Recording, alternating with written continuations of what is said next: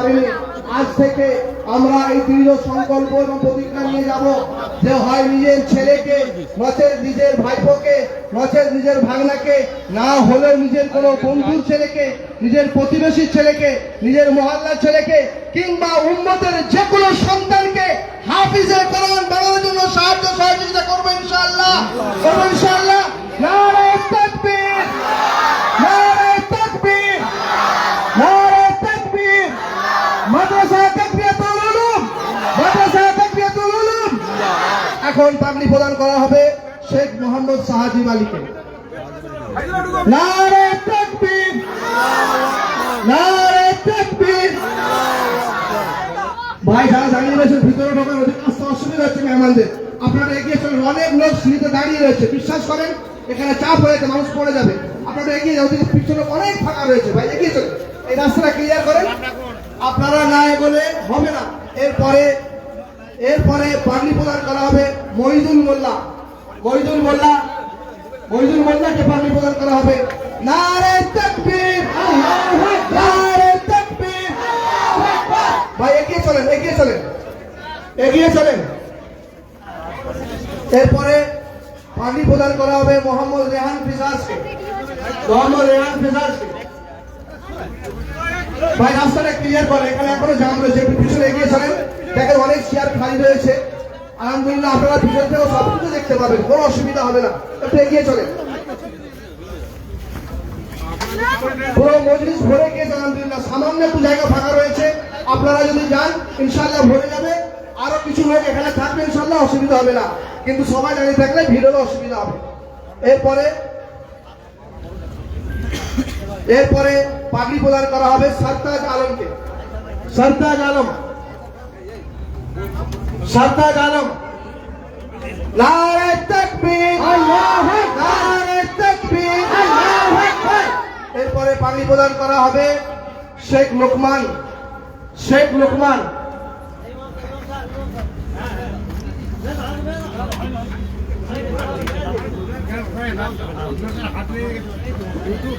শেখ লোকমানকে পাগড়ি প্রদান করা হচ্ছে।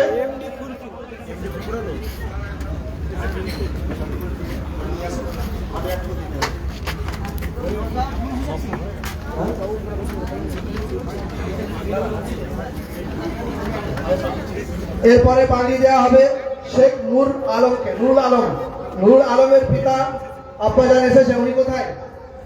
আপনি মজলিসে আছেন, স্টেজে আছেন।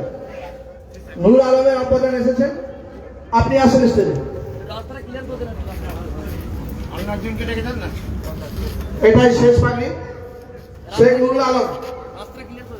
আমরা যে সমস্ত ছাত্র আজকে এখান থেকে পাগড়ি নিয়ে যাচ্ছে, এরা সকলেই পরিপূর্ণ কোরআন দৌড় শুনিয়েছে। পুরো কোরআন হিফজ করার পরে কয়েকবার তারা রিভাইজ শুনিয়েছে, দৌড় করেছে। তাই তাদেরকে আমরা পরিপূর্ণ হাফেজ হওয়ার সার্টিফিকেট এবং সালাদ আমরা শংসাপত্র তাদের হাতে তুলে দিতে চাই। মাদ্রাসার ক্যাশিয়ার, মাদ্রাসার হিসাব রক্ষক যারা ভাই মাহফিজুর রহমান, তিনি ওগুলো নিয়ে আসবেন এবং প্রত্যেকটা হাফিজের হাতে একটা করে শংসাপত্র তুলে দেবেন। এখন পাগড়ি প্রদান করা হচ্ছে শেখ নূর আলমকে। নারে তাকবীর, আল্লাহু আকবার, নারে তাকবীর, আল্লাহু আকবার, নারে তাকবীর, আল্লাহু আকবার, নারে তাকবীর, আল্লাহু আকবার। মাদ্রাসা তাকবিয়াতুল উলুম, মাদ্রাসা তাকবিয়াতুল উলুম। আচ্ছা, এই একটা পুরো লাইন চেয়ার সামনে দিয়ে দেন, এই সাতজন হাফিজকে সামনে বসিয়ে দেন হুজুরের পাশে। হুজুর মাঝখানে আসবেন আর ছাত্র পাশে থাকবেন। হুজুরের চেয়ারটা এখানে করে দেন, আগে এখানে নিয়ে আসেন। এই দু সাইডে এবার চেয়ার দেন, দু সাইডে হাফেজ ছাত্ররা থাকবে।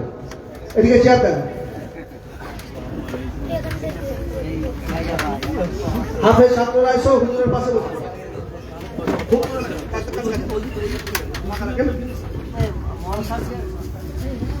হুজুর শোনা আছে, আপনি শোনা আছে? এই চেয়ারটা কি?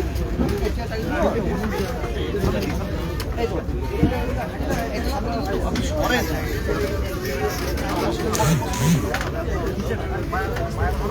ঠিক আছে,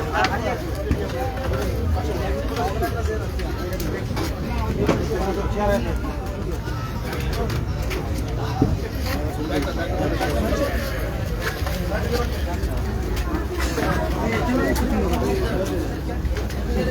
ওটা সরাই না হয়ে গেছে আছে এই টেবিল সরে যান টেবিল ওদিকে ঘুরে যান ফটো টালি ফটো এদিকে একটা চেয়ার নিয়ে আসুন এদিকে চেয়ার নিয়ে আসুন মাইকটা করে করবেন মাইকটা বলতো না এদিকে একটা চেয়ার নিয়ে আসুন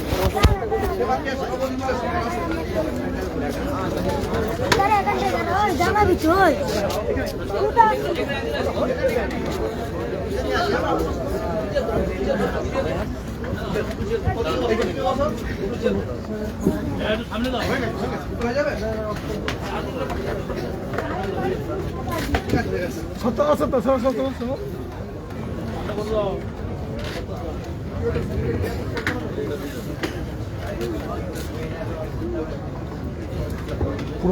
আলহামদুলিল্লাহ এখন আপনাদের সম্মুখে আমাদের দীর্ঘক্ষণের কাঙ্ক্ষিত বক্তা স্বনামধন্য শাইখুল হাদিস আল্লামা হযরত মাওলানা আজাদুর রহমান সাহেব শাইখুল হাদিস দারুল উলুম পান্ডুয়া হয়তোরি পান্ডুয়া মাদ্রাসা শাইখুল হাদিস, কিন্তু উনি আমাদের হাওড়া জেলারই একজন সম্পদ। ওনার বাড়ি জগৎবল্লভপুর থানায়। আলহামদুলিল্লাহ হযরত আমারও শিক্ষক হন। হযরতের কাছে আমি প্রাথমিক পড়াশোনা করেছি। সেই সময় তিনি একদম সত্য দারুল উলুম দেওবন্দ থেকে হাজির হয়ে এসেছিলেন এবং তার কাছে আমি অনেক কিছু শেখার সৌভাগ্য পেয়েছি। আল্লাহ তাবারক ওয়া তাআলা হযরতের সেই অনুপ্রেরণায় আজকে আমার মতো একজন নগণ্যকে আপনাদের সম্মুখে দাঁড়িয়ে দুটি কথা বলার যোগ্যতা দিয়েছেন, সেটাও হযরতেরই অবদান। আমি হযরতের কাছে মৃত্যু পর্যন্ত কৃতজ্ঞ থাকবো ইনশাআল্লাহ। যে ব্যক্তি নিজের গুরুজনের মূল্যায়ন করতে পারে না, সে কারোর মূল্যায়ন করতে পারবে না। ইমাম আবু হানিফা রাহমাতুল্লাহ আলাইহি বলেছেন, যে ব্যক্তি আমাকে একটা সত্য শিক্ষা দিয়ে দিয়েছেন, আমি শুধু তার ছাত্র নয়, আমি তার একটা কৃত গোলাম, তার কৃত দাস। তিনি মনে করলে আমাকে তার গোলাম ও দাস করেও রাখতে পারেন এবং মনে করলে আমাকে আজাদ এবং মুক্ত করতে পারেন। তাই ইমাম আবু হানিফা রাহমাতুল্লাহ আলাইহি সেই উক্তির উপর যদি আমরা সমস্ত বিদ্যার্থীরা নিজের গুরুজনকে সেইভাবে মূল্যায়ন করি, মর্যাদা দিই, আল্লাহ তাবারক ওয়া তাআলা চাইলে এই ভক্তি ভালোবাসাকে কেন্দ্র করে একেই জরিয়া করে আমাদের সকলকে নাজাত দান করবেন। আল্লাহ তাবারক ওয়া তাআলা হযরতকে আজকে আমাদের মাঝখানে দিয়েছেন। আমরা তার জ্ঞান গর্ব থেকে যত কিছু মতি মাণিক্য আমরা পাবো, সব আজকে এখান থেকে আমরা সেটা কুড়িয়ে নেব। আল্লাহ তাবারক ওয়া তাআলা আমাদের সকলকে হযরতের সমস্ত কথা অন্তরের কান থেকে শোনার তৌফিক দান করেন। নারায়ে তাকবীর, নারায়ে তাকবীর। السلام عليكم. الحمد لله نحمده ونستعينه ونستغفره ونؤمن به ونتوكل عليه ونعوذ بالله من شرور أنفسنا ومن سيئات أعمالنا. من يهده الله فلا مضل له ومن يضلل فلا هادي له. وأشهد أن لا إله إلا الله وحده لا شريك له. وأشهد أن محمدا عبده ورسوله. أما بعد فأعوذ بالله من الشيطان الرجيم. بسم الله الرحمن الرحيم. বিতাড়িত শয়তান হতে চাহি খোদার আশ্রয়, শুরু আল্লাহর নামে যিনি দয়ালু দয়াময়। আলহামদুলিল্লাহি রাব্বিল আলামিন, সমস্ত প্রশংসা সেই খোদার, পালক যিনি সারা দুনিয়ার। আর রহমানির রহিম, মালিক ইয়াউমিদ্দিন, বড় দয়াময় অতি দয়ালু, বিচার দিনের তিনি প্রভু। ইয়াকা নাবুদু ওয়া ইয়াকা নাস্তাঈন, তোমারই মোরা করি উপাসনা, তোমারই সাহায্য করি প্রার্থনা।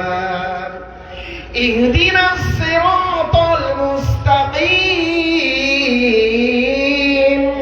সম্পূর্ণ সোজা পথের সন্ধান করো সেটি মোদেরকে দান। সিরাতাল্লাযীনা আন'আমতা আলাইহিম, চালাও মোদের পথে তাদের, করুণা করেছো প্রতি যাদের। গায়রিল মাগদুবি আলাইহিম ওয়ালাদ-দাল্লিন, চালায়ো না ওই কুপথে, অভিশপ্ত পথ ভ্রষ্টরা জাগাতে। আল্লাহুম্মা আমিন। রব্বি জিদনি ইলমা, রব্বি শরহ লি সাদরি ওয়া ইয়াসসির লি আমরি واحلل عقدة من لساني يفقهوا قولي. اللهم إني أحمدك وأستعينك بالخطابة بالحكمة والموعظة الحسنة. اللهم صل على محمد وعلى آل محمد كما صليت على إبراهيم وعلى آل إبراهيم إنك حميد مجيد. اللهم بارك على محمد وعلى آل محمد كما باركت على إبراهيم وعلى آل إبراهيم إنك حميد مجيد. শ্রদ্ধেয় সম্মানীয় সভাপতি মহাশয়, বিচক্ষণ পরিচালক মণ্ডলী, মুআজ্জাজ মুহতারাম হযরত উলামা ইকরাম, হুফাজে ইজম, আইম্মা ইকরাম, অভিভাবকগণ, বয়োজ্যেষ্ঠ মুরব্বী হযরত, সমকক্ষ বন্ধু বান্ধবরা, বয়োকনিষ্ঠ স্নেহের ছোট ছোট ছেলে মেয়েরা, ছাত্র ছাত্রীরা, পর্দার অন্তরালে উপবিষ্টা, দূর থেকে কান পেতে থাকা পর্দানাসীর মা ও ভগ্নীরা, সকলকে শ্রেণীগতভাবে পর্যায়ক্রমে শ্রদ্ধা, ভালোবাসা, স্নেহ পেশ করে সেই মহিয়ান গরিয়ান সর্বশক্তিমান মাহবুব মাওলার দরবারে অসংখ্য অসংখ্য শুকরিয়া, কৃতজ্ঞতা, হামদ সানা এই জন্য পেশ করছি যে আল্লাহ তাআলা আমাদেরকে এই পূত পবিত্র মজলিসে বসে বিভিন্ন উলামা কেরামের মুখনিসৃত আল্লাহ তাআলার পবিত্র কালাম, রাসূল করিম সাল্লাল্লাহু আলাইহি সাল্লামের পবিত্র হাদিস শোনার, জানার এবং পরবর্তীকে মানার সুবর্ণ সুযোগ বা তৌফিক দান করেছেন বা দান করছেন। এই জন্য আমরা স্বতঃস্ফূর্ত ভাবে বলি আলহামদুলিল্লাহ। সকলে জোরে বলি আলহামদুলিল্লাহ। মুহতারাম ও মুকাররম, আপনারা একটা উলামাদের প্রোগ্রামে এসেছেন যেখান থেকে হাফেজরা ফারেগ হচ্ছেন, তাদের মাথায় পাগড়ি প্রদান, আপনারা এখানে এসেছেন কিছু দোয়া নেওয়ার জন্য। আল্লাহ তাআলা আমাদেরকে হেদায়েত দান করেছেন, কিছু হেদায়েতের কথা শোনার জন্য আমরা এখানে এসেছি। হেদায়েতের মালিক আসলে কে? এটা সকলেরই জানা আছে। আল্লাহ তাআলা যদি হেদায়েত দান করেন তবেই মানুষ হেদায়েত পাবে। আল্লাহ তাআলা যদি হেদায়েত না দান করেন তবে কেউ হেদায়েত পাবে না। এর বিরুদ্ধে আরেকটা কথা আছে, বিরুদ্ধে নয় বাহ্যিক দৃষ্টিভঙ্গিতে, এর একটা অপোজিট দিকে। আসলে সেই কথাটা হলো এই, মানুষ যদি হেদায়েতের পথে না চলে আল্লাহ জোর করে হেদায়েত দেবেন। জানা আছে না? জি, একটা কথা কি বললাম, সব কিছু হেদায়েত দেনেওয়ালা কে? আল্লাহ। আরেকটা কথা বলছে, তথ্য বলছে, মানুষের হাতে হেদায়েত আছে, মানুষ যদি হেদায়েত না দেয় আল্লাহ হেদায়েত দেবে না।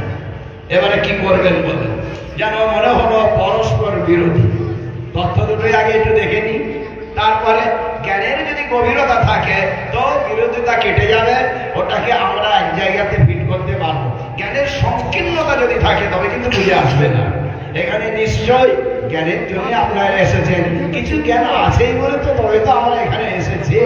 আল্লাহ তাআলা পরিপূর্ণ জ্ঞান দান করুন, সকলে বলে আল্লাহুম্মা আমিন। জ্ঞানের গভীরতা দান করুন, সকলে আল্লাহুম্মা আমিন। আজকে আপনাদের সামনে যারা ওস্তাদ, আল্লাহ তাআলা তারা অতীতে ছিলেন ছাত্র, আজকে হয়ে গিয়েছেন তারা ওস্তাদ। তো এইগুলো আমি কি আর মনে করব, মরে গিয়েও লাভ, তাই না?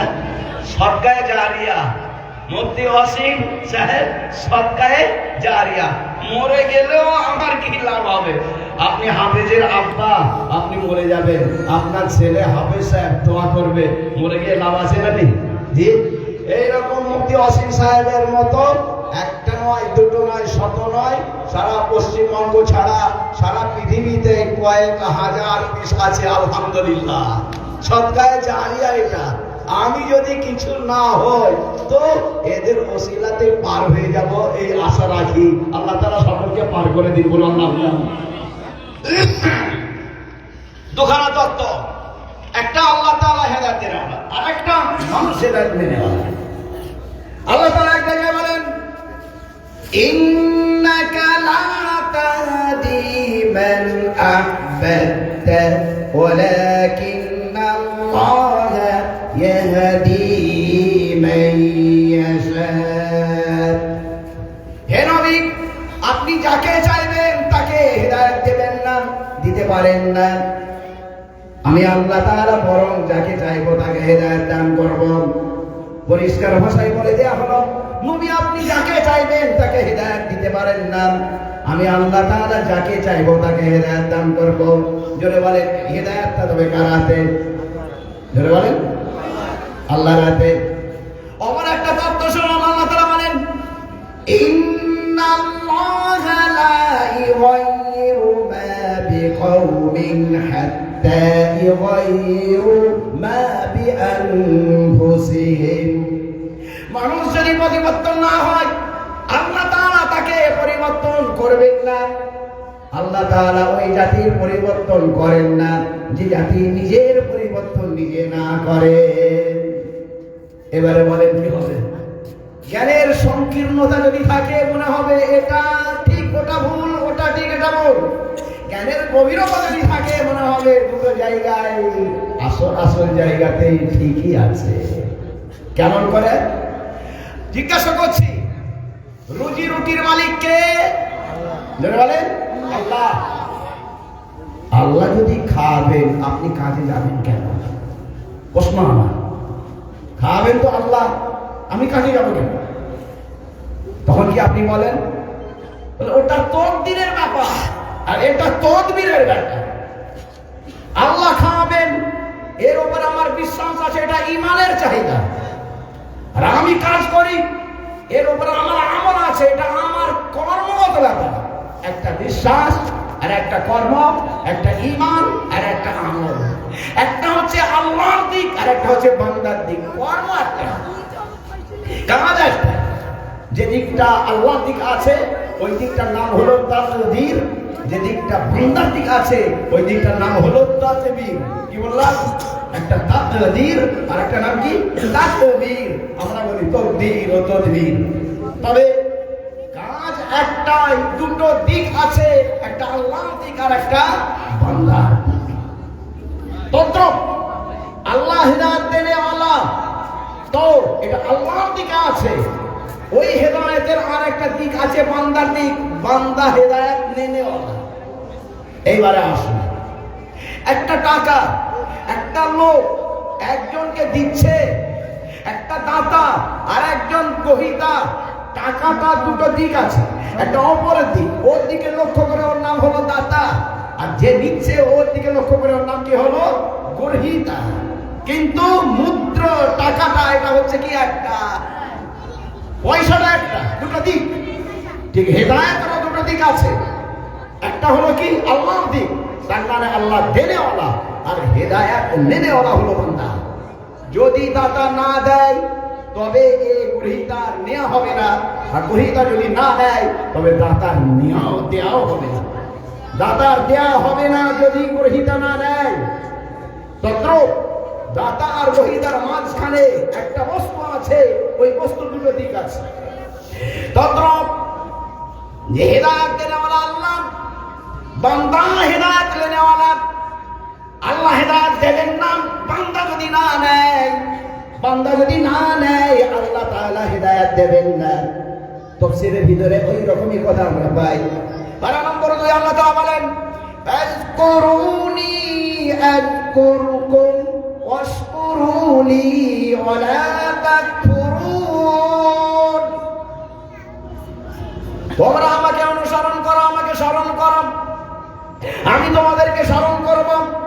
তোমরা আমার শুকরিয়া আদায় করো, আল্লাহ শুকরিয়া আদায় করবে না। তো সের ভিতরে লেখা আছে, বান্দা যখন একাকী স্মরণ করে, আমি আল্লাহ তাআলা একাকী স্মরণ করি। বান্দা যখন জমায়েত হয়ে স্মরণ করে, আমি আল্লাহ তাআলা তার থেকে উত্তম সমাবেশে ফেরেশতাদের মণ্ডলে আমি তার স্মরণ করি। বান্দা যদি এক হাতে হয়, আমি আল্লাহ তাআলা দু হাতে নিয়ে যাই। বান্দা যখন হেঁটে হেঁটে আসে, আমি আল্লাহ তাআলা তার দিকে দৌড়ে দৌড়ে যাই। জিজ্ঞাসা করছি, প্রথমে আছে বান্দা যদি আসে তবে আমি আল্লাহ যাই। আল্লাহর কুদরত বেশি, আল্লাহর শক্তি বেশি। এই জন্য বলছে বান্দা তুমি আগিয়ে আসো, আমি আল্লাহ তাআলা ছুটে যাব। তুমি হেঁটে আসো, আমি দৌড়ে তোমার কাছে যাব। বান্দাকে প্রথম আগিয়ে আসতে হবে, তবে আল্লাহ তাআলা হেদায়েত দেবেন। বান্দা যদি না গিয়ে আসে, আল্লাহ তাআলা জোর করে কাউকে হেদায়েত দেবেন না। কথা ক্লিয়ার হলো? এই জন্য আমরা এগিয়ে এসেছি। কোথায়? মক্তবে, কোথায়? মাদ্রাসায়, কোথায়? ওলামাদের কাছে। এই জন্য আমরা এই জায়গাতে আগিয়ে এসেছি। মানুষ আগায়, আল্লাহ তাআলা তাকে আরো আগিয়ে দেয়। আমি হাফেজ হতে পারিনি তো কি হয়েছে? হাফেজের বাপ হতে পারি। আমি হাফেজ আলেম হতে পারি তো কি হয়েছে? আমি হাফেজ আলেমের মা হতে পারি, আমি অভিভাবক হতে পারি। এই নিয়ে আমরা এখান থেকে নিয়ে যাবো বলে ইনশাআল্লাহ। আমি কিছু করতে পারিনি, কিন্তু সারা ভারতবর্ষ সহ সারা পৃথিবীতে আমার ছাত্র হাফেজ কারি মৌলানা মুফতি ছড়িয়ে আছে। তারা যে খিদমত করছে, মরে গেলেও আমি সবকে জানিয়া পাবো, এই আশা নিয়ে আমরা এগিয়ে এসেছি। আল্লাহ তাআলা সকলকে হেদায়েত দান করুন। সকলে বলুন আল্লাহুম্মা আমিন। হেদায়েত দেনেওয়ালা আল্লাহ, যাকে যেমন ভাবে দিয়েছেন, আমি বলেছিলাম আবার আজকেও বলবো, সেটা কি? হেদায়েতের মাধ্যম বহু কিছু আছে। তার মধ্যে একটা আছে কি? আলেম ওলামা। হাদিসটা এখানে আমার আগে অনেকবার পড়া হয়েছে, আপনারা শুনে শুনে মনে হয় মুখস্থ হয়ে পড়ে ফেলেছেন। হতে হবে 4খানা স্টেজ কায়েম করা আছে। এটা কি? উর্দু আলেমান, নিজে আলেমা হন। নম্বর 2, মুতাআল্লিমান, আলেম যদি না হতে পারো তবে ছাত্র হও। ছাত্র যদি না হতে পারো, আলেমের শ্রোতা হও। শ্রোতা যদি না হতে পারো, মুহিব্বাল্লাহু, তার ভক্ত হও। কটা স্টেজ হলো? 4টে। কি কি? আলেম, আলেমের ছাত্র, নম্বর 2 আলেমের শ্রোতা, নম্বর 3 আলেমের ভক্ত। এটা আলেমের শ্রোতা হওয়ার জন্য এসেছেন, আলেমের ভক্ত হওয়ার জন্য এসেছেন। এখানে সকলে আলেম নয়। যারা আলেম তারা আলেম, যারা ছাত্র তারা ছাত্র, যারা আলেম নয় ছাত্র নয় তারা কি? তারা এখানে শ্রোতার ভক্ত। আল্লাহ রাসূল সাল্লাল্লাহু আলাইহি সাল্লাম 4খানা স্টেজ কায়েম করলেন। আসলে স্টেজ হয় 1 নম্বর, 2 নম্বর, 3rd ক্লাস। আর কোনো থাকে না। ইসলামের প্রশস্তার জন্য 4 নম্বর রাখা আছে। কেউ যদি কাছে আলেম না পায়, শ্রোতা যদি না হয়, দূর থেকেও ভালোবাসা রাখতে যেন পারে। ইসলামের প্রশস্ততা কত দূরে রাখা আছে। দুনিয়ার মানুষ আলেমকে পেল না, দূর থেকেও তাকে ভালো রাখে, ভালোবাসা যদি রাখে। আল্লাহ রাসূল সাল্লাল্লাহু আলাইহি সাল্লাম বলেন, পৃথিবীতে কোন মুসলমানকে যদি ভালোবাসে, পৃথিবীর এক প্রান্তে যদি ওই দুজন থাকে, দুপাশে দুজন থাকে, পৃথিবীর উত্তর মেরুতে যদি ওই আলেমটা থাকে, দক্ষিণ মেরুতে যদি ওই ভক্তটা থাকে, কাল কিয়ামতের ময়দানে ওই আলেমের সঙ্গে হাসর করা হবে। সুবহানাল্লাহ, জোরে বলেন সুবহানাল্লাহ। নারায়ে তাকবীর। আলেম হও, ছাত্র হও, শ্রোতা হও, ভক্ত হও। 4 নম্বরে আবার বলে দেওয়া হয়েছে ভক্ত হওয়ার পরে 5 নম্বর বলে আর কিছুই নাই। ওয়ালা তাকুন খামিসা, 5 নম্বরে হবে না ফাতাহলিকা, তবে তোমার সর্বনাশ হবে। আল্লাহ রাসূল সাল্লাল্লাহু আলাইহি সাল্লাম বলতেই চাইছিলেন না, 4 নম্বরটা বলে দেওয়ার পরে আবার 5 নম্বরটা বলে দিলেন। এতো যদি না বুঝে আসে, আমার আল্লাহ তাআলা এটাও বললেন কি, ওয়াল খামিসাতু আন তুবগিজাল ইলমা ওয়া আহলা। 5 নম্বরটা হলো আলেমের বিরোধিতা করা, ইলমের বিরোধিতা করা। নিজে আলেম হতে পারেনি, এবার আলেমের বিরুদ্ধে চলে গেল, তাই না? বলছে এই সর্বনাশ। আল্লাহ রাসূলের কথা মিথ্যা হবে না সত্য হবে? যেটা বলে চির সত্য হবে। তুমি যদি না আলেম হতে পারো কোনো অসুবিধা নেই, তার জন্য আইন আমি রেখেছি, কিন্তু বিরোধিতা করবে না, খবরদার, তবে তোমার সর্বনাশ হবে। রাসূলুল্লাহ সাল্লাল্লাহু আলাইহি ওয়াসাল্লামের কথা না সত্য না মিথ্যা? চির সত্য, ধ্রুব সত্য। খবরদার কোনো আলেমের আমি বিরোধিতা করবো না, বলুন ইনশাআল্লাহ। হুজুর, আলেমরা তবে যা ইচ্ছা তাই করবে?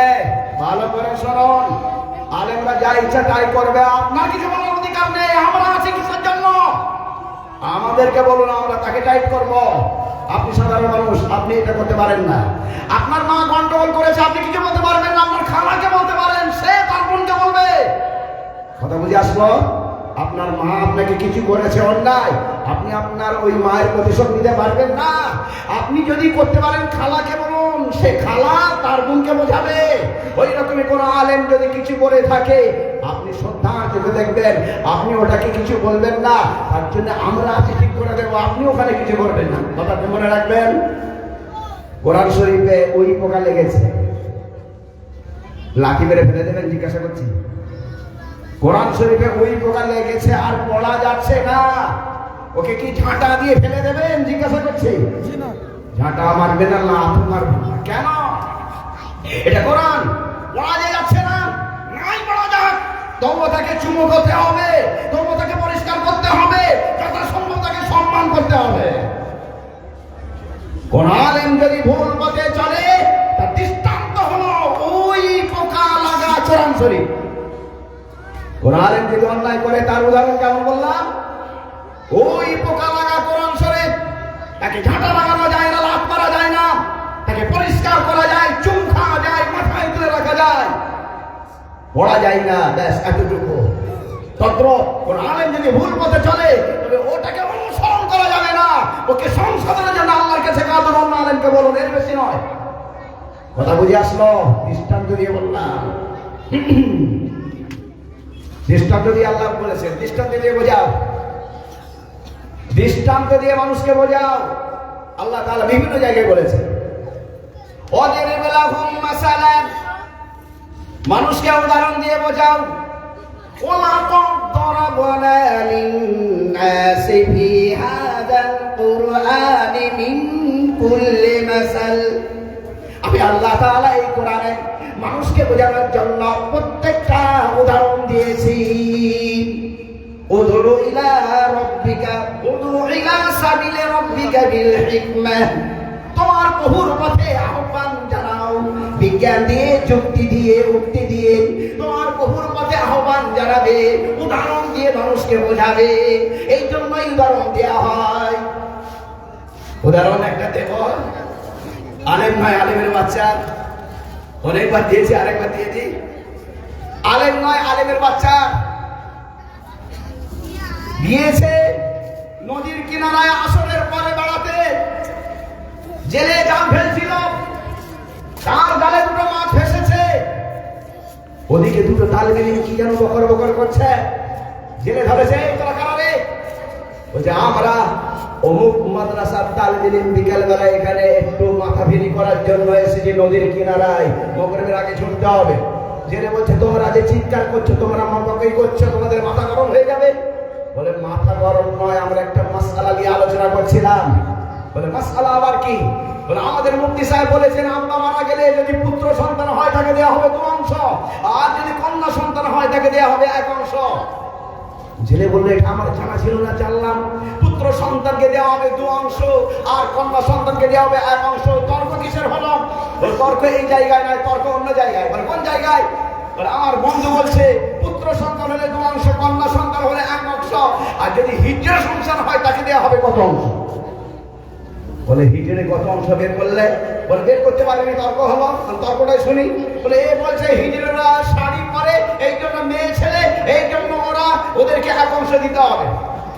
আমি বলছি আরে শাড়ি বললে কি হবে? দাঁড়িয়ে হয়ে যাবে, আর দাঁড়িয়ে যাবে পুরুষরা, এই জন্য হিজড়েরা পুরুষকে 2 অংশ দিতে হবে। এই নিয়ে আমাদের তর্ক হয়েছে। আমি বলছি নারী হেতু পুরুষ 2 অংশ, ও বলছে নারী হেতু শাড়ি হেতু ওর অংশ 1। এই নিয়ে তর্ক হয়েছে। বলে ঠিক আছে, হিজড়ের কত অংশ জানলাম না, পুরুষের 2 অংশ, কন্যার 1 অংশ, এটা জানা হলো। তোমাদের কাছে এসেছি ভালোবাসায়, তো এই নাও ছোট মাছটা ভাজা করে খাবে। ভালোবাসার কথা মনে পড়ে গিয়েছে।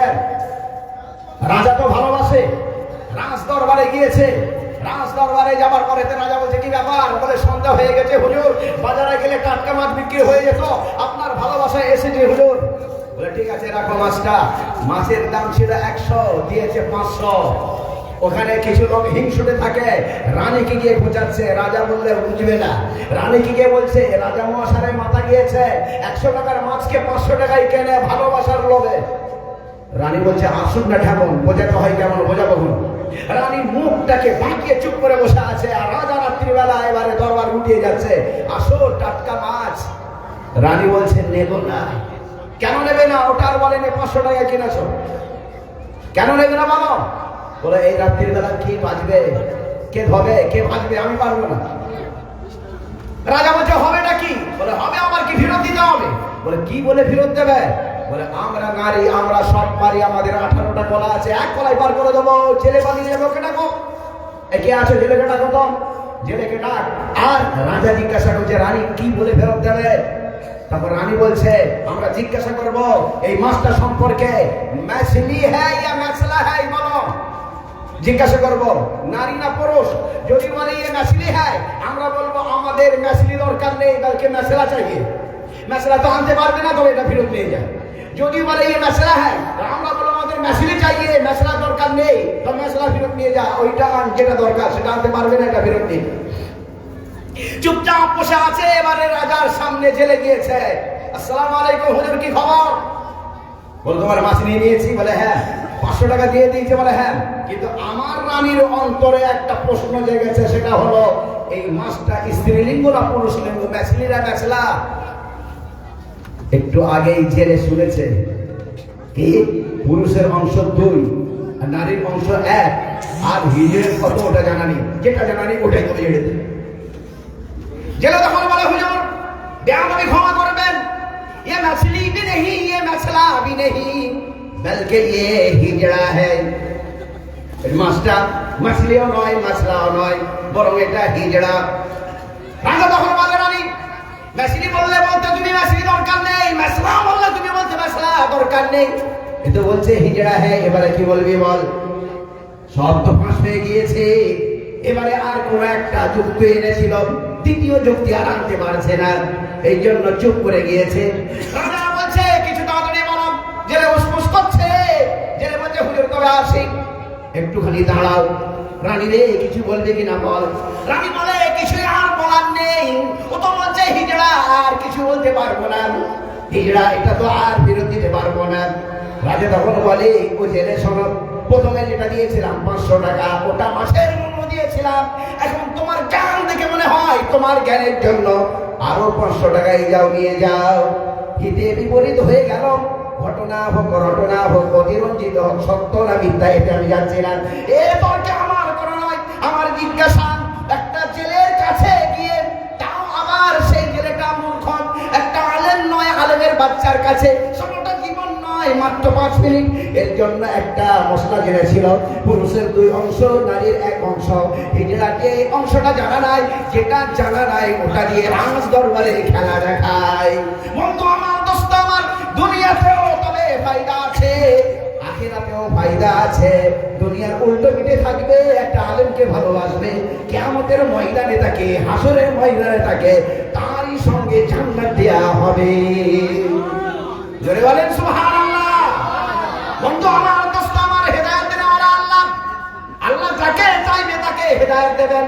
ইসলামের দলিল চারখানা, কিতাবুল্লাহ, সুন্নাত, ইজমা ও কিয়াস। চারখানা দলিল। কটা দলিল? চারখানা দলিল। স্বপ্ন কোনো দলিল নয়, স্বপ্নের উপরে ভর করে মানুষ হিদায়াত পেয়ে গিয়েছে। হযরত আবু বকর সিদ্দিক রাদিয়াল্লাহু আনহু তিনি বলছেন, হুজুরের বয়স তখন মাত্র 30 বছর। রাসূল হিসাবে কেউ চেনে না, নবী হিসাবে কেউ জানে না। সকলেই জানে আল আমিন, সত্যবাদী, আমানত রাখো আর তার কাছে বিচার করতে যাও।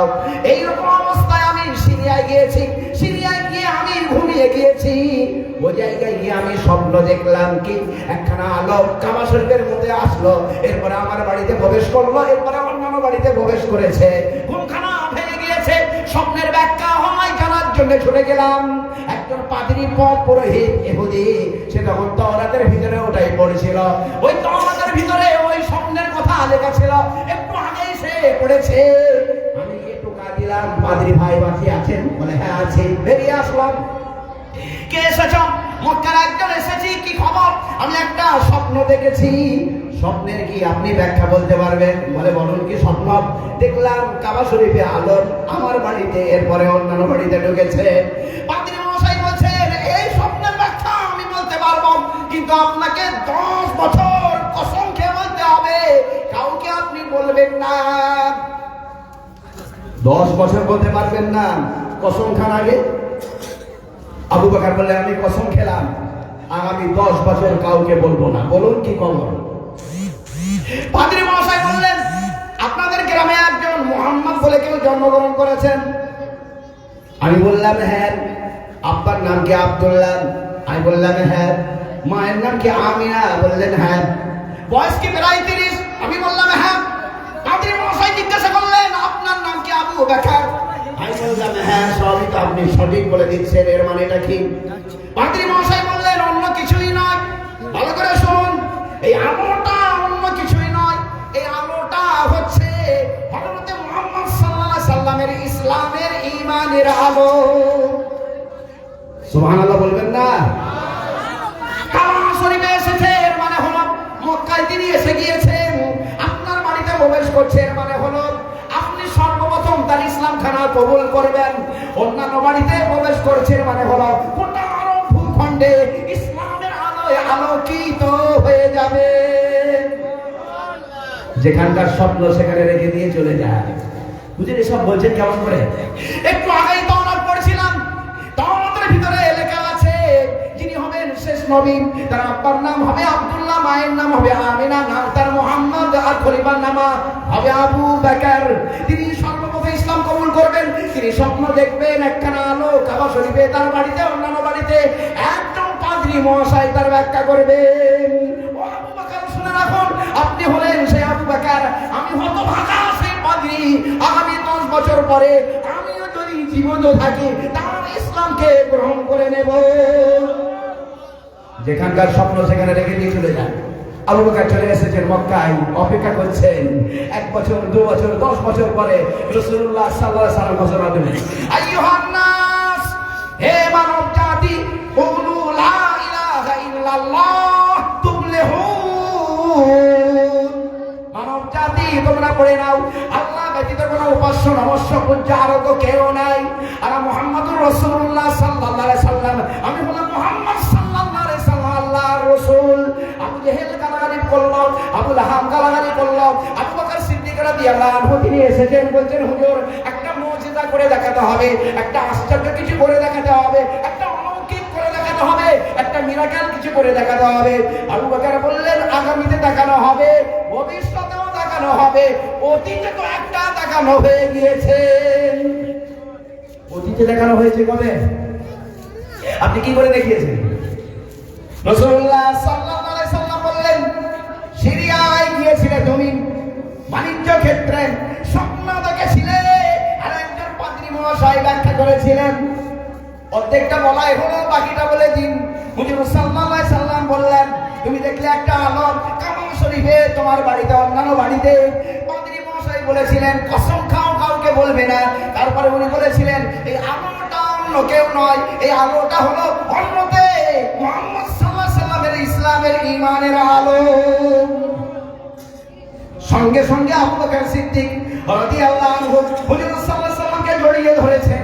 জড়িয়ে ধরে আরবের কথা অনুপাতে কপালে বারবার চুমা দিচ্ছেন আর কলমাখানি পড়ছেন, পড়েন লা ইলাহা ইল্লাল্লাহ, পড়েন লা ইলাহা ইল্লাল্লাহ, লা ইলাহা ইল্লাল্লাহ মুহাম্মাদুর রাসূলুল্লাহ সাল্লাল্লাহু আলাইহি সাল্লাম। একটা স্বপ্ন, সেটাই হলো তার দলিল। সর্বপ্রথম ইসলাম কবুল করেছেন হযরত আবু বকর সিদ্দিক রাদিয়াল্লাহু আনহু। হুজুর আমরা শুনেছিলাম সর্বপ্রথম ইসলাম কবুল করেছেন হযরত খাদিজা রাদিয়াল্লাহু আনহা। আর আপনি এত কোন আলেমের সঙ্গে বলছেন কি আবু বকর? আমরা তো শুনেছিলাম খাদিজা। বিচার করবো না এখানে গন্ডগোল করে রেখে দিয়ে চলে যাবো? কে বলছেন বলেন? জি, বিচার করব। কে আগে ইসলাম কবুল করেছিলেন? জি শোনেন, সর্বপ্রথম ইসলাম কবুল করেছেন হযরত আবু বকর সিদ্দিক রাদিয়াল্লাহু আনহু। সর্বপ্রথম ইসলাম কবুল করেছেন হযরত খাদিজা রাদিয়াল্লাহু আনহা। সর্বপ্রথম ইসলাম কবুল করেছেন হযরত আলী রাদিয়াল্লাহু আনহু। সর্বপ্রথম ইসলাম কবুল করেছেন হযরত যায়েদ ইবনে হারিসা রাদিয়াল্লাহু আনহু। সর্বপ্রথম ইসলাম কবুল করেছেন উম্মে আইমান রাদিয়াল্লাহু আনহা। হুজুর দুজনকে দিয়ে গন্ডগোল, আরো তিনজনকে টেনে আনলেন, এটা আরো বেশি হয়ে গেল।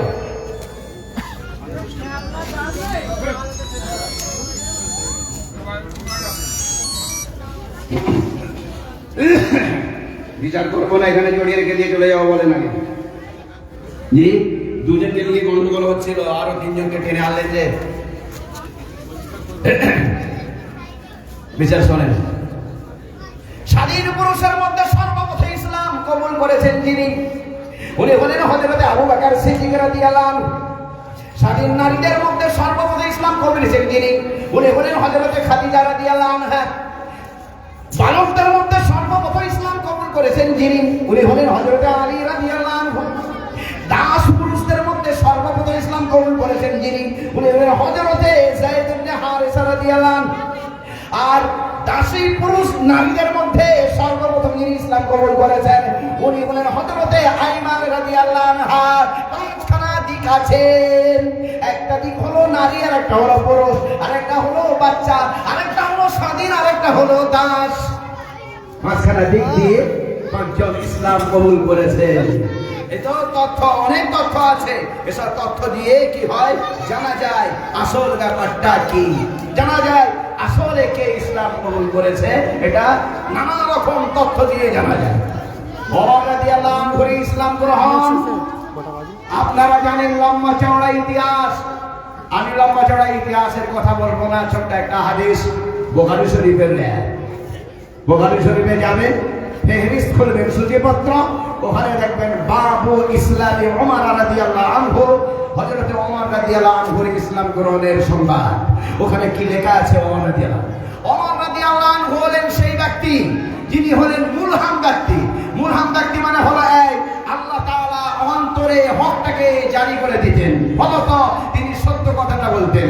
ওমর রাদিয়াল্লাহু আনহুর ব্যাপারে একখানা নয়, দুখানা নয়, 18টা ঘটনায় হযরত রাসূলুল্লাহ সাল্লাল্লাহু আলাইহি ওয়াসাল্লাম পরামর্শ চেয়েছেন, সাহাবারা একটা রায় দিয়েছেন, ওমর রাদিয়াল্লাহু আনহু একটা রায় দিয়েছেন।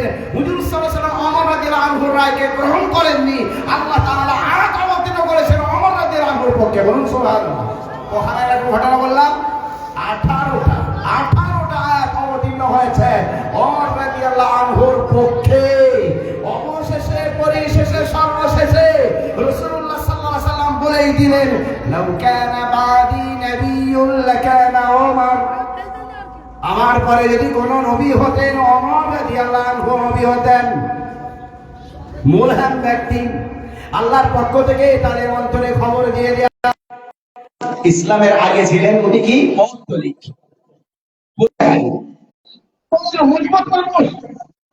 মন্দিরে চুরি হবে, চল আগে ওমর বাইরে শুয়ে থাকবো, মন্দিরে কে চুরি করে?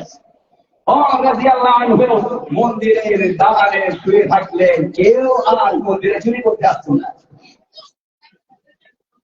ওমর রাদিয়াল্লাহু আনহু বলেন, মায়ের মন্দিরের দালানে শুয়ে আছি, ঘুমন্ত অবস্থায় একখানা স্বপ্ন দেখলাম।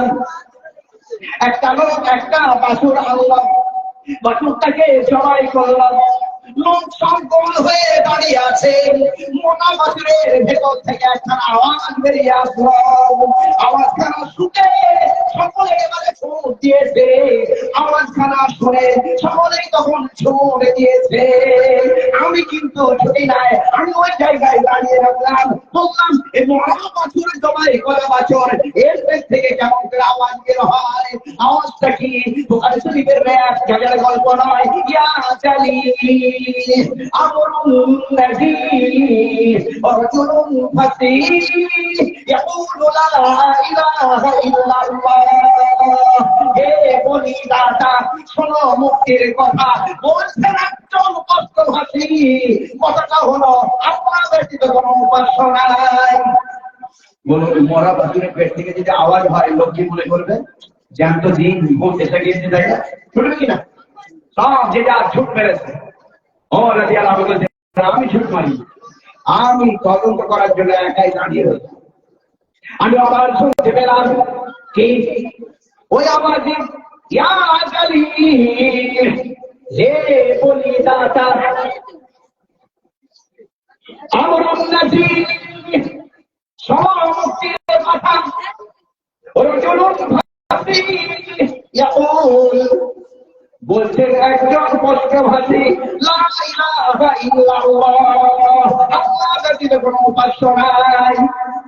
অ্যালার্ম যখন হয় ঘুমখানা না ভাঙে, আবার যখন সেটা রিপ্লে যখন হয় 10 মিনিট পরে 5 মিনিট পরে, আমার তখন বারবার হলে ঘুমখানা ভেঙে যায়। কাজে যখন বারবার ঘটনা হয় তখন ঘুমখানা ভেঙে যায়। বারবার যখন আমি শুনতে পেলাম ঘুমখানা আমার ভেঙে গেল। ঘুমিয়ে উঠে দেখি কিনা মায়ের মন্দিরের দাঁড়ায় শুয়ে আছি।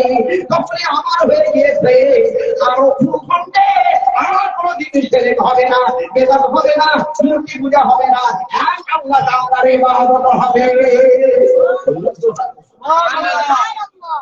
আগেই জানিয়ে যাবে আবু বকর সিদ্দিক রাদিয়াল্লাহু আনহু তিনি হেদায়েত পেলেন, ওমর রাদিয়াল্লাহু আনহু হেদায়েত পেয়েছেন। আব্দুল্লাহ ইবনে মুবারক রাহমাতুল্লাহ আলাইহি বিখ্যাত একজন ছিলেন মাতাল, বিশাল বোতলওয়ালা পাহাড় মাতাল। তার সম্পর্কে লেখা রয়েছে মুস্তানুল মুহাদ্দিসের ভিতরে। তিনি বলছেন, দেখুন বুখারী শরীফে এটার নাম, সেই লোকটা আগে ছিলেন কি মাতাল।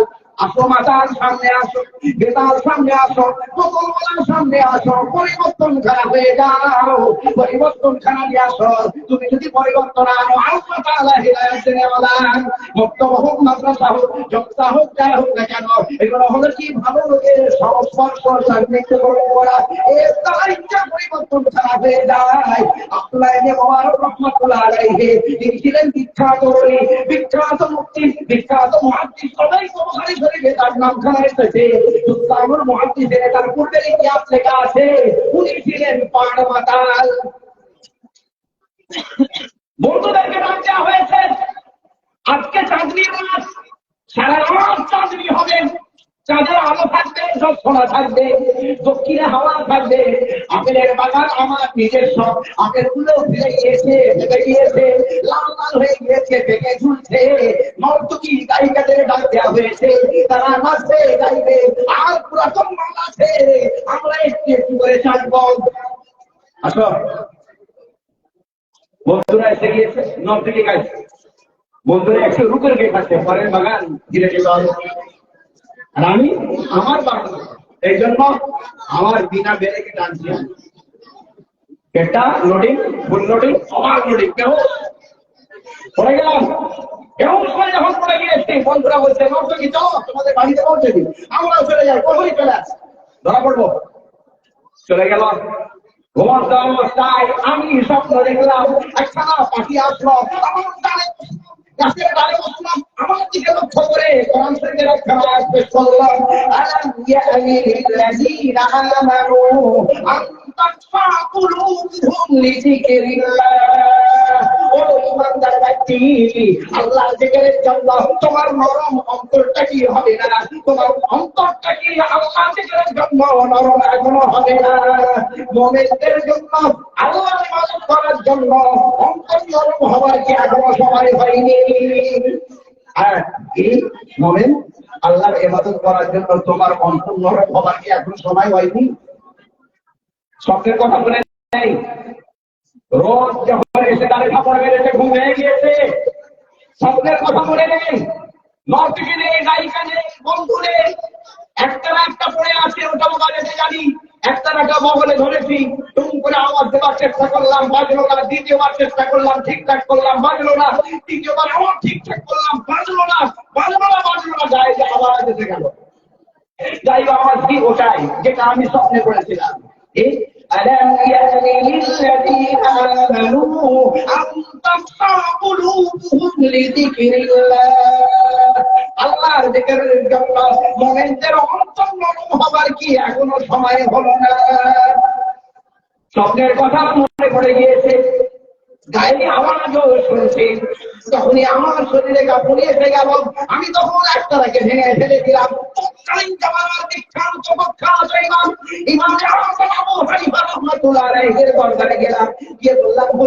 এইরকম স্বপ্ন দেখে গায়ে আওয়াজ শুনতে পাই, এবারে বলুন আমার কি করতে হবে?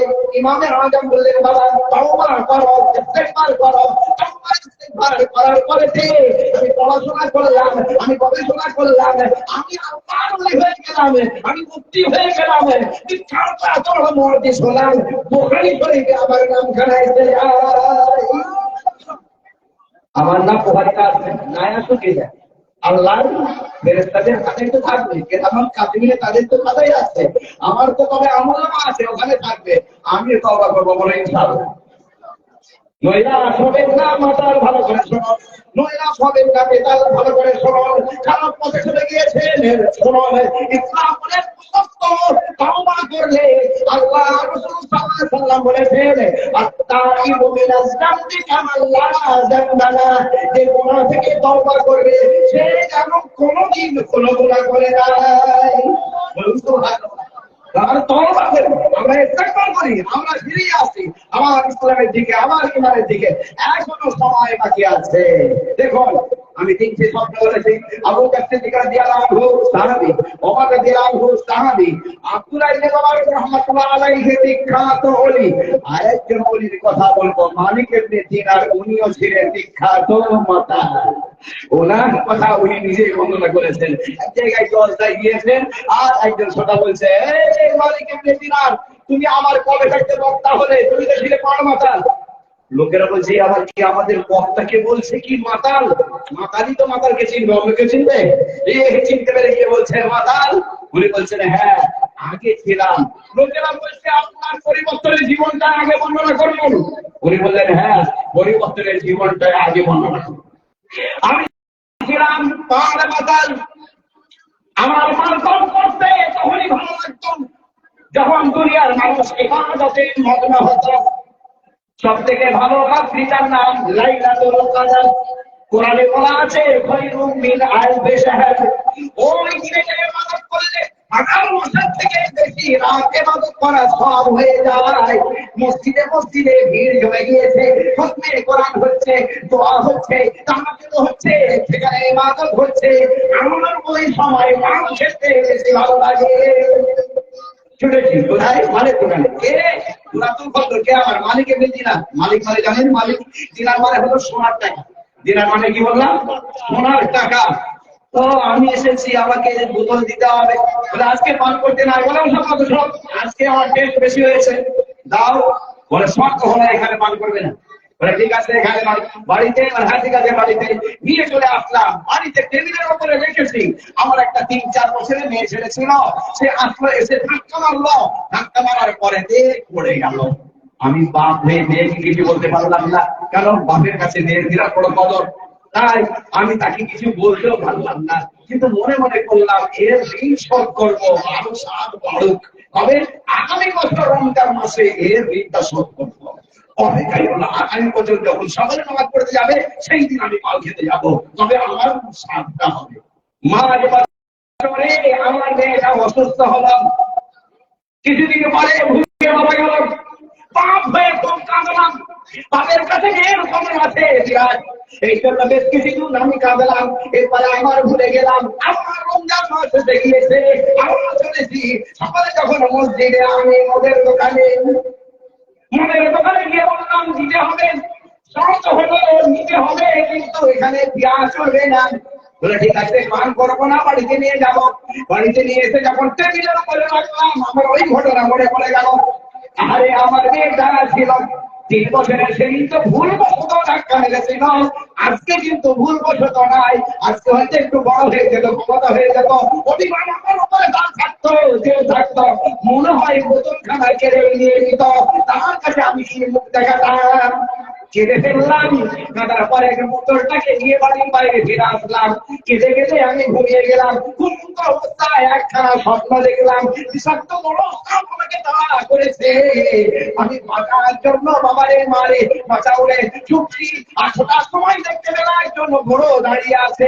আমি বললাম, বাবা একটু বাঁচালে।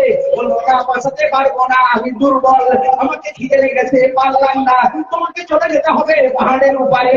পাহাড়ের উপরে আমি উঠতে লেগেছি, দেখলাম পাহাড়ের চূড়ায় আগুন লেগে গিয়েছে। এবারে কি করবো? ওপরে গেলে ওপরে পড়বো, নিচে গেলে সাপের মুখে পড়বো। ডান দিকে একটা রাস্তা আছে, বেরিয়ে গেলাম। ওই জায়গায় গিয়ে দেখলাম বিরাট বড় একটা বাগান আছে, কচি কচি ছেলেরা খেলা করছে, দারোয়ান একজন রয়েছে। দারোয়ান বলছে, ও ছেলেরা মেয়েরা তোমাদের যদি কেউ হয়, এটাকে তোমরা বাঁচানো, দেখো কেউ কিনা। দেখলাম আমার মেয়েটা আসলো, সে এসে তার সাপটাকে মারলো, মারার পরে যে আমাকে বললো, আব্বা যান। আমি বললাম, তুমি এখানে আসলে কেমন করে, তুমি তো মরে গিয়েছো। মেয়েটা বললো, মুসলমানের ছেলেরা যদি তখন মারা যায়, এরা তো জান্নাতি হয়, কারণ কিয়ামতের ময়দানে পিতাকে ছাড়া এরা জান্নাতে যাবে না।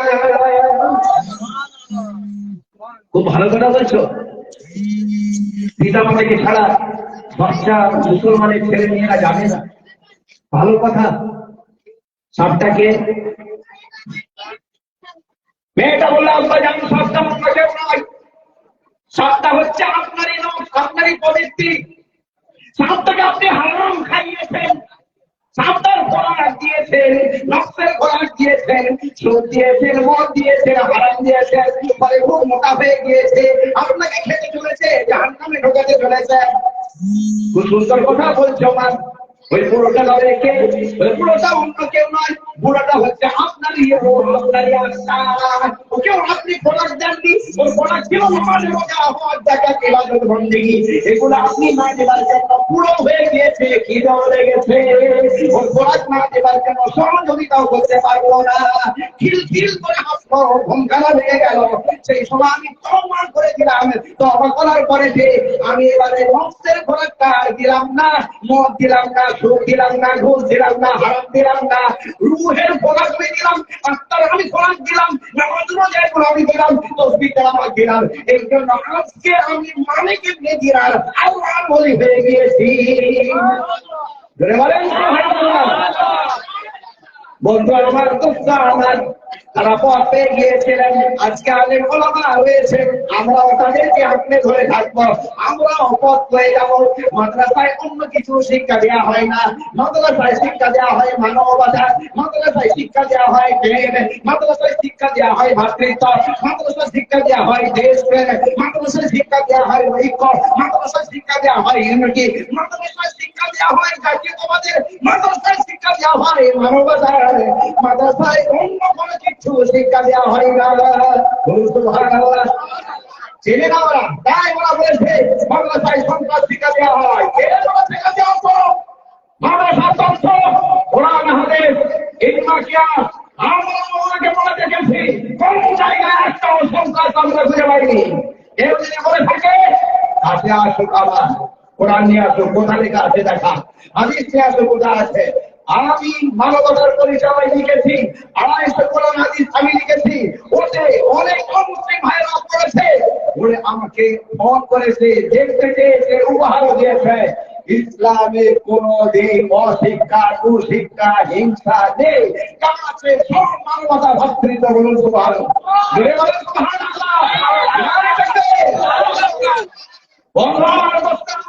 কোরআন শরীফের প্রথম আয়াত থেকে শেষ আয়াত পর্যন্ত প্রথমটা শেষ আয়াত বলে দিলে আপনি বুঝতে পারবেন ভেতরটা কি আছে। নামাজ পড়তে গেলেই পড়তে হয় আলহামদুলিল্লাহি রাব্বিল আলামিন, এটা পড়তে হয়, ধর্মটা কিছু পড়তে হয়। জি, মানেটা কি? সমস্ত প্রশংসা সে আল্লাহর, মানব যিনি সারা দুনিয়ার। জিজ্ঞাসা করছি, আল্লাহকে কাকে দেওয়া হলো? মুসলমানদের একার করা হলো না সারা দুনিয়ার করা হয়েছে? সারা দুনিয়ার লোক কি আল্লাহকে আল্লাহ মানে? বলে না। তবে এইটাই হিম্মততা আছে, হিম্মততা নেই, অসুস্থতা আছে। অবশ্য এটা আমি বলেছি রব্বিল আলামিন। এটা আমি বলতাম কি, আমি যদি হতাম তবে আমি বলতাম কি রব্বিল মুমিনিন, রব্বিল মুসলিমিন, এটা বলতাম। কিন্তু না, আমার মতো তো আল্লাহ এত হিম্মততা নাই, ইসলামের ভিতরে তো এত হিম্মততা নেই, সংকীর্ণতা নেই। এখানে আছে মোটামুটি প্রেম, এখানে আছে প্রশস্ততা। তাও এখানে বলা হয়েছে রব্বিল আলামিন, আল্লাহ তাআলা সারা জগতের, আর আল্লাহকে আল্লাহ ফেরত চাই নাই বলে সুবহানাল্লাহ। কোরআন শরীফের শেষ সূরা পড়ুন, সেখানে দেখুন একই কথা লেখা আছে। প্রথমে এক কথা, শেষে এক কথা, এই কথা বলা নাই। কোরআন শরীফের শেষ সূরা, ওখানে ওই একই কথা বলা হলো, কুল আউযু বিরাব্বিন নাস, মালিকিন নাস, ইলাহিন নাস। বলো, আমি আশ্রয় গ্রহণ করি সেই প্রতিপালকের, তিনি হলেন সমস্ত মানুষের প্রতিপালক। রব্বিন নাস বলা হয়েছে, রব্বিল মুসলিমিন বলা হলো না। মালিকিন নাস, মালিক মানে বাদশা, আর নাস মানে ইনসানের বহুবচন, আল মানে সমগ্র। এর মানে হলো সমস্ত মানুষের তিনি হলেন মালিক, তিনি হলেন বাদশা।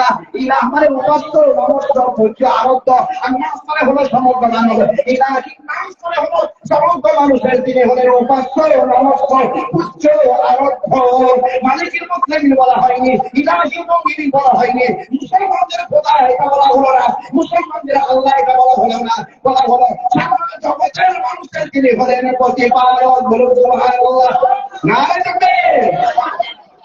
কোরআন শরীফে এই শিক্ষা দেওয়া হয়, হাফেজদেরকে এই শিক্ষা দেওয়া হয়, আলেমদেরকে এই শিক্ষা দেওয়া হয়, মাদ্রাসায় এই শিক্ষা দেওয়া হয়। যারা জানে না ভুল বুঝেছে। كان الناس أمة واحدة। القرآن পারা নম্বর 2। সারা জগতের মানুষ একই জাতি। কেউ বলতে পারে না কোরআন বলেছে সারা জগতের মানুষের জাত হলো একটা। ইয়া আইয়ুহান নাস, হে সমগ্র মানব। আরো বলা হয়েছে মুসলমানকে নয়, সারা জগতের মানুষকে।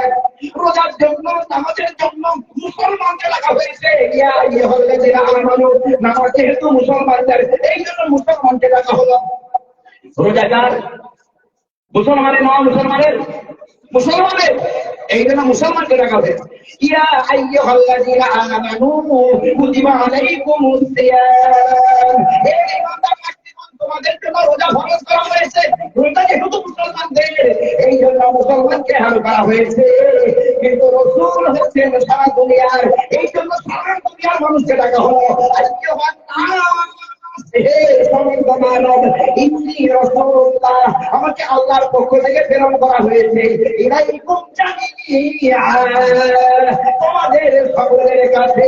মুসলমান অমুসলমান, বৌদ্ধ খ্রিস্টান নির্বিশেষে, আরব অনারব নির্বিশেষে, এই বর্তমান ভবিষ্যৎ নির্বিশেষে সারা দুনিয়ার জন্য মেসেঞ্জার পথে করে নবী এবং রাসূল করে প্রেরণ করা হয়েছে। বলুন সুবহানাল্লাহ। রাসূলের পরিচয় দিতে গিয়ে এটা বলা হলো, অন্যান্য নবী একটা জাতির জন্য, আমার নবী সারা জগতের জন্য। এই জন্য আমার নবীর সঙ্গে মুসলমানদের নাম নেই। বলে দেখেন কোরআন হাদিস দেখেন, কোন জায়গায় মুসলমানদের নাম নেই। আর অন্যান্য নবীর জন্য জাতির নাম আছে, কারণ ওই জাতির জন্য প্রেরিত। ওয়াইলা আদি আকাহু হুদা, আদ জাতির জন্য হুদ আলাইহিস সালামকে প্রেরণ করা হলো। জাতির নাম আদ, নবীর নাম হুদ। ওয়াইলা সামুদ আকাহুম সালিহা, সামুদ জাতির জন্য সালেহ আলাইহিস সালামকে প্রেরণ করা হলো। জাতির নাম সামুদ, নবীর নাম সালেহ আলাইহিস সালাম। ওয়াইলা মাদিয়ান আকাহুম শুআইবা, মাদিয়ান জাতির জন্য শুআইব আলাইহিস সালামকে প্রেরণ করা হলো। জাতির নাম মাদিয়ান, নবীর নাম শুআইব আলাইহিস সালাম। প্রত্যেকটা জাতির জন্য একজন রাসূল প্রেরণ করা হয়েছে। এমন কোন জাতি নাই যে জাতির জন্য সতর্ককারী প্রেরণ করা হয়নি। কিন্তু আমার রাসূলকে বলা হলো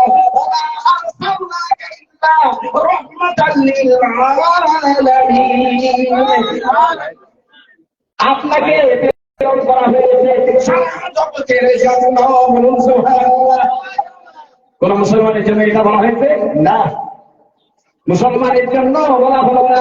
পরিচয় দেওয়া হচ্ছে তোমার কে বাপ, তোমার কে মা, শোনো তুমি চার বাপ মা হো না কেন, আসলে কিন্তু একজন ছিল, একজন বাপ আর একজন মা, একজন পিতা একজন মাতা, ওখান থেকে তোমরা তৈরি হয়েছো, তোমরা সমাগম সন্তান, যেটা ধর্ম কর্ম করো। এই জন্য আল্লাহ তাআলা ডাকছেন ইয়া আইয়ুহান্নাস, মুসলমানকে ডাকা হলো না ইয়া আইয়ুহাল্লাযীনা আমানু, বলা হলো না, বলা হলো হে সমস্ত মানব, ইন্না খলাকনাকুম, আমি আল্লাহ তাআলা তোমাদেরকে সৃষ্টি করেছি মিন যাকারিন ওয়া উনসা, একজন পুরুষ আর একজন নারী হতে, ওদের তোমরা একই পিতার সন্তান, একই মাতার সন্তান। বলুন সুবহানাল্লাহ। ঠিক আছে, নেই একখানা নাই দুখানা নাই, কথাটা বলবো বলেন, অত তো আমার সময় যায়নি, আমাকে দিয়েছে 10:30 পর্যন্ত। সারা রাত্রি পার হয়ে যাবে 12 কথার কথা বলতে বলতে, পুরো পাড়া থেকে একটা করে বলছি। পাড়া নম্বর 3, পৃষ্ঠা নম্বর 1, লা ইকরাহা ফিদ্দীন, জোর করে কাউকে মুসলমান করা যাবে না।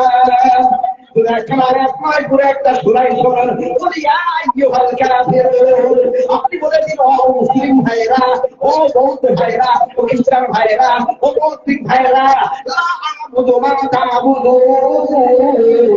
আপনারা যারা ইবাদত করেন আমি তার ইবাদত করি না, ওলা আনতুম আবিদুনা মা আবুদু, আমি তার ইবাদত করি আপনারা তার ইবাদত করেন না। ওকে বলে দেওয়া হয়, বর্তমানে বলে দেওয়া হচ্ছে ওলা আবিদুন মা আবাদতুম, আপনারা তার ইবাদত করেছেন আমি তার ইবাদত করিনি। ভবিষ্যতে বলে দেওয়া হলো ওলা আনতুম আবিদুনা মা আবুদু, ভবিষ্যতে আমি তার ইবাদত করবো আপনারাও করবেন না। অতীত বর্তমান ভবিষ্যৎ একে অপরের সব বলে দেবার করে একটা শেষ স্ট্যান্ডার্ড দিয়ে দেওয়া হলো, লাকুম দীনুকুম ওয়ালিয়া দীন, আপনাদের জন্য আপনাদের ধর্ম কর্ম ফল, আমার জন্য আমার ধর্ম কর্ম ফল। এইভাবে যারা একটু খারাপ নয়, মুসলিম ভাইরা সেখানে দেবদেবীকে ডাকবে, তার গালি বলার অধিকার আছে, তোমার গালি দেওয়ার অধিকার নেই। তার দুর্গা বলার অধিকার আছে, তোমার গালাগালি দেওয়ার অধিকার নেই। 12 নম্বর 5, পৃষ্ঠা নম্বর 6 বলেছে, ইংরেজিতে অনুবাদ আছে, বাংলায় অনুবাদ আছে, হিন্দিতে অনুবাদ আছে, উর্দুতে অনুবাদ আছে, সারা পৃথিবীর ভাষায় আমার কোরআন শরীফকে অনুবাদ করে দেওয়া হয়েছে। বলুন সুবহানাল্লাহ। লুকোনো ছাপানো কেনা করলেন, লুকোনো ছাপানো কেনা করলেন, এমন ভাষায় লিখে দাও যেন সকলে পড়তে পারে, এরকম নয়, বরং আমার ভাষা আমার কোরআনটা সারা পৃথিবীর ভাষায় অনুবাদ করা হয়েছে। বলুন সুবহানাল্লাহ। কেন? সক্ষমতা আছে, যে পারে দেখে নেয়। 12 নম্বর 7, পৃষ্ঠা নম্বর 7, ওয়া লা তাসুবুল্লাযীনা ইয়াদউনা মিন দুনিল্লাহ, আল্লাহ ব্যতীত যারা অন্যান্য নামে ডাকে, যে দেবীর নামে ডাকে, কালী দুর্গা বলে, এদেরকে তোমরা গালাগালি দেবে না। যদি তোমরা ওদের দেবদেবীকে গালাগালি দাও, ওরা তবে আল্লাহকে গালাগালি দেবে, কারণ আল্লাহর মধ্যে তোমরা জানে না, তোমার হিংসা তারা জানে। অতএব কেউ কারোর দেবদেবীকে কটু কথা বলবে না। সুবহানাল্লাহ। এরকম একখানা দুখানা তথ্য, অনেক তথ্য বলা আছে, একখানা নয় দুখানা না। ও মুসলমান ভাই, এসে গিয়েছে তোমার বাড়িতে, তুমি কি করবে? বসার জায়গা দাও, নিরাপত্তা দাও, আল্লাহর কালামখানা শুনিয়ে দাও। যদি মানে তো ঠিক আছে, না মানে তুমি কোনো গরম দিতে পারবে না, বরং নিরাপত্তা দিয়ে তাকে বাড়ি পর্যন্ত তোমাকে পৌঁছে দিতে হবে। সূরা তাওবা পৃষ্ঠা নম্বর 2, পারা নম্বর 10, আল্লাহ তাআলা বলেন, ওয়াইন আহাদুম মিনাল মুশরিকিনা তাজারাকা, কোন মুসলমান ভাই যদি আসে, পৌত্তলিক যদি আসে, পুতুল পূজাকারী যদি আসে, তাকে তুমি আশ্রয় দান করো। আশ্রয় দান করার পরে কি করবে? হাত্তা ইয়াসমা কালাম আল্লাহ, যাতে করে আল্লাহর কথা সে শুনতে পায়। সুম্মা আবলিগুহু লানা, এরপরে তাকে নিরাপত্তা দিয়ে তার বাড়ি পর্যন্ত পৌঁছে দাও। বলুন সুবহানাল্লাহ।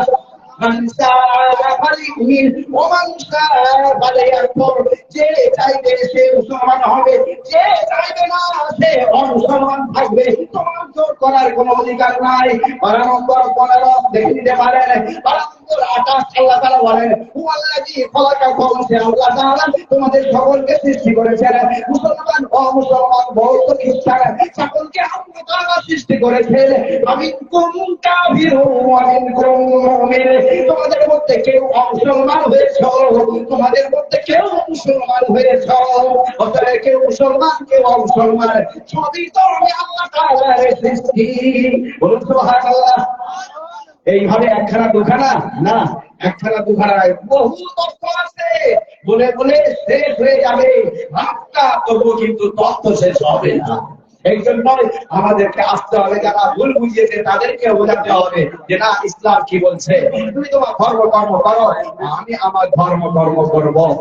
অমুসলিমরা মুসলিম রাষ্ট্রে থাকতে পারবে কিরকম? উলাইকা ফি জিম্মাতিল্লাহ, তারা আল্লাহর তত্ত্বাবধানে থাকবে।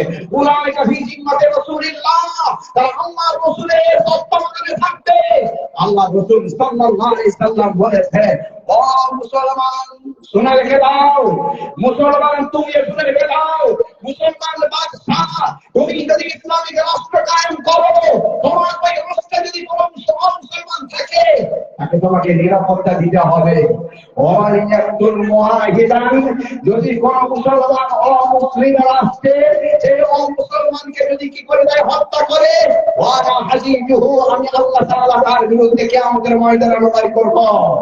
লাম ইয়াজিদ রিহাল জান্নাহ, সেই জান্নাতের খুশবু পাবে না। আল্লাহু আলাইহি জান্নাহ, আল্লাহ তাআলা তার জান্নাতকে হারাম করে দেবেন। কত কঠিন কথা বলা আছে হুজুর সাল্লাল্লাহু আলাইহি সাল্লাম, এগুলো একখানা নয় দুখানা নয়, বহু জায়গাতে তিনি বলে দিয়ে চলে গেছেন। অহরহ কোরআন হাদিসের ভিতরে তত্ত্ব আছে। আল্লাহ আল্লাহর ভাষায় বলেছেন, নবী নবীর ভাষায় বলেছেন, কবি কবির ভাষায় গেছেন। আসুন যে একটা কবির কথা শুনে কিন্তু আগ্রহ দেব। অতুল প্রসাদ সেন তিনিও গেছেন, হও ধর্মেতে বীর, হও কর্মেতে বীর, হও উন্নতশীল, নাকি ভয় ভুলিবে যাবে জ্ঞান, হও সবে আগোয়ান, সাথে আছে ভগবান, হবে জয়। ৩৩ কোটি মোরাহি মোরাহি, হতে পারি দিন তবু নাকি মোরাখিন। নানা ভাষা নানা মত নানা পরিধান, বিবিধের মাঝে দেখো মিলন মহান। ওই দেখো প্রভাত উদয়, হও ধর্মেতে বীর, হও কর্মেতে বীর, হও উন্নতশীল, রাহিময়। কে গেছেন এটা? অতুল প্রসাদ সেন, অমুসলিম ভাই। মুসলিম ভাই কবি নজরুল ইসলাম, তিনি কি গাননি? দুটো লাইন তো সকলেরই জানা আছে। মোরা একদিন তো দুইটি কুসুম, হিন্দু মুসলমান, মুসলিম তার নয়ন মরি, হিন্দু তাহার প্রাণ। জানা আছে না নেই? শুধু এই দু লাইন না, অনেক আছে। দেখবেন গাহি সামনের গান, যেখানে গিয়ে উঠে গিয়েছে যাবতীয় ব্যবধান। গাহি সামনের গান, যেখানে গিয়ে মিশে গিয়েছে হিন্দু মুসলমান। গাহি সামনের গান, যেখানে গিয়ে মিশে গিয়েছে বৌদ্ধ খ্রিস্টান। লিখতে লিখতে লিখছেন, সকল দেশের সকল কালের সকল মানবাসী এক মোহনায় দাঁড়াইয়া শোন, এক মিলনের বাসী। একজনের দিলে বাতা সমান হইয়া বাজে সে বেদনা, সকলের বুকে হেতা একের অসম্মান। নিখিল মানব জাতির লজ্জা, সকলের অপমান। গাহি সামনের গান, নারী পুরুষকে এক করে তিনি বলছেন, তাজমহলের পাথর দেখেছো, দেখেছো কি তার প্রাণ, অন্তরে তার মমতাজ নারী, বাহিরে শাহজাহান। গাহি সামনের গান, হিন্দু মুসলমানকে এক করেছেন, বৌদ্ধ খ্রিস্টানকে এক করেছেন, নারী পুরুষকে এক করেছেন। সামনের গান গেয়েছেন, বিস্তার করে বিস্তার রেখেছেন কবি নজরুল ইসলাম।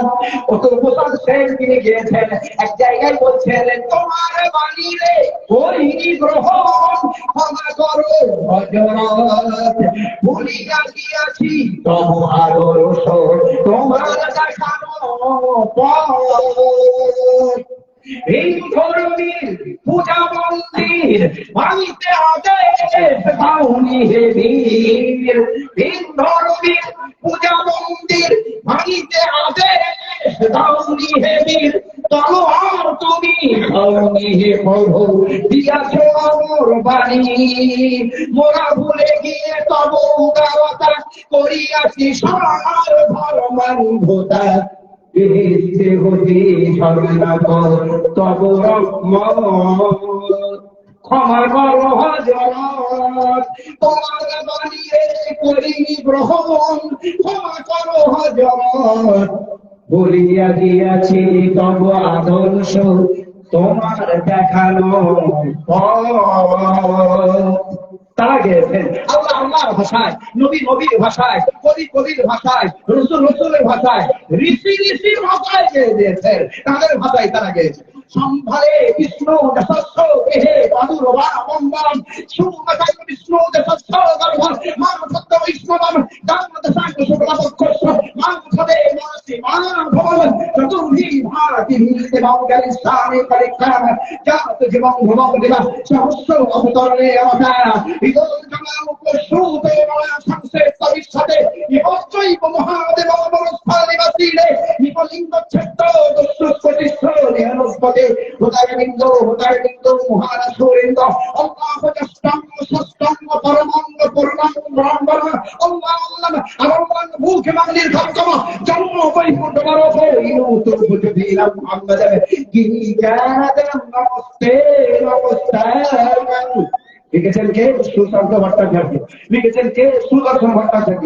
লিখেছেন কে? বীর সন্ন্যাসী স্বামী বিবেকানন্দ। দি কমপ্লিট ওয়ার্ক স্বামী বিবেকানন্দ তার ভিতরে লিখে দিয়েছেন।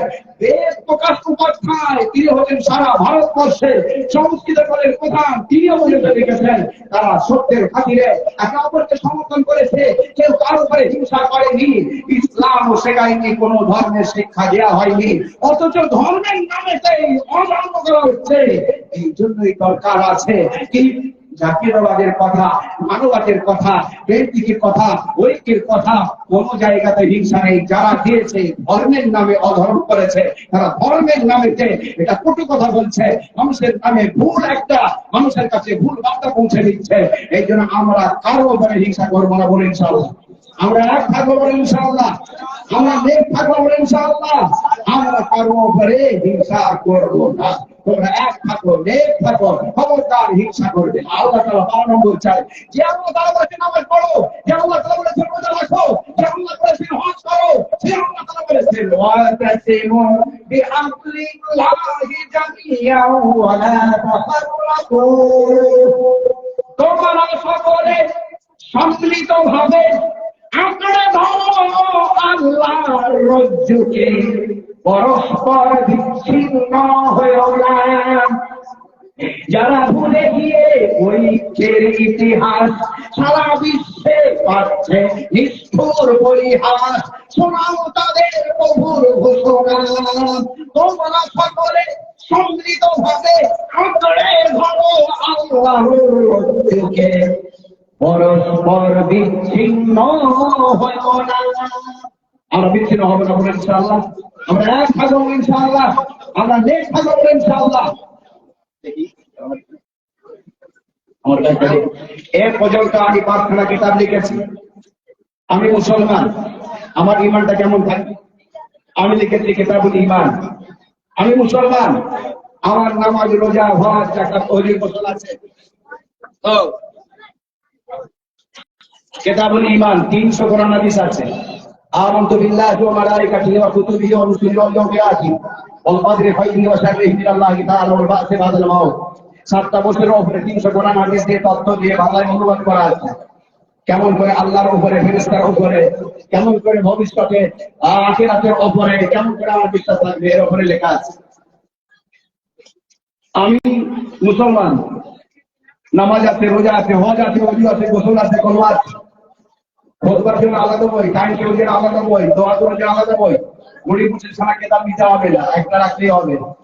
খোদবা হোক, দোয়া হোক, টাইম টেবিল হোক, নামাজ হোক, হজ হোক, ওমরা হোক, এর ভিতরে ঢোকানো আছে। 5000 মৌলিক মতগুলোকে প্রত্যেকটা মানুষের যেগুলো জানা দরকার এর ভিতরে ঢোকানো আছে। মূল্য জিজ্ঞেস করছেন, এটার দাম একটু বেশি, 150। এটা কেবলমাত্র 30 টাকা। মানবতার কথা শুনছিলেন, 250 তত্ত্ব আছে, অমুসলিম ভাইরা পড়েছে, কোরআন দিয়ে লেখা 12 নম্বর 16 নম্বর আয়াত নম্বর লিখেছি, মানবতার পরিচয়। এটা 3 বার ছাপানো হয়ে গেছে। দুনিয়াতে আর কি ঘটবে, আখিরাতে কি, গ্যাজেটের গল্প অনেক শুনেছেন। একটা কিতাব রাখুন, সরাসরি আল্লাহ এবং রাসূল কি বলছেন, কোরআন হাদিস কি বলছে, 12 নম্বর 16 নম্বর আয়াত নম্বর লিখে কেটে দেওয়া হয়েছে। এটা উড়ে যাবে না, এটা থাকবে আপনার ছেলে মেয়েদের জন্য পরকালের পরিচয়। তবলিগ মানে হলো দ্বীনের প্রচার, যে কোনো ভাবে হতে পারে, মক্তব দিয়ে হোক, মাদ্রাসা দিয়ে হোক, বক্তব্য দিয়ে হোক, লিখতে দিয়ে হোক, যে কোনো ভাবে হতে পারে। তবলিগ সম্পর্কে আল্লাহ এবং রাসূল কি বলেছেন, 150 কোরআন হাদিস দিয়েছে। আমেরিকা FBI কি বলেছে, ওটাও দিয়েছে। আর বোঝেখানে দীপা কি বলেছেন, ওটা দিয়েছি। সিয়াসাতুল মুহাদ্দিসিনরা কি বলেছেন, ওটাও দিয়েছি। প্রত্যেকটা আরবি এবং বাংলায় উদ্ধৃতি দেওয়া আছে। এটা 5 বার ছাপানো হয়েছে, শেষ হয়ে গেছে। মূল্য মাত্র 30 টাকা। এগুলো আপনারা রাখতে পারেন। ফোন নম্বর 4, এতে ফোন নম্বর, ঠিকানা, কোথায় পড়েছি, কোথায় পড়াচ্ছি, বাড়ি কোথা, সবকিছু আছে। একজনে রাখলে আপনার জ্ঞান ঢুকে যাবে। দোয়া করে যাও, আগে যাওয়া হবে না। আলহামদুলিল্লাহ, আমাদের আজকে এই সভার যিনি প্রধান বক্তা, শেখুল হাদিস আল্লামা মাওলানা আজাদুর রহমান সাহেব কাসেমি, হাওড়া জেলার তিনি একজন সম্পদ, আমাদের হাওড়া জেলারই ব্যক্তি। যখন তিনি পড়াশোনা দেওবন্দ থেকে সম্পূর্ণ করে এসেছিলেন, সেই সময় আমাদের হাওড়া জেলারই মাদ্রাসাতে ছিলেন, আমাদের শালুকুড়া মাদ্রাসাতেও ছিলেন। তারপরে উনি আরো উচ্চ শ্রেণীর কিতাব, হাদিস তাফসীরের কিতাব পড়াবার আকাঙ্ক্ষা নিয়ে সেই সময় থেকে অদ্যাবধি দারুল উলুম পান্ডুয়া হুগলিতে পড়াচ্ছেন।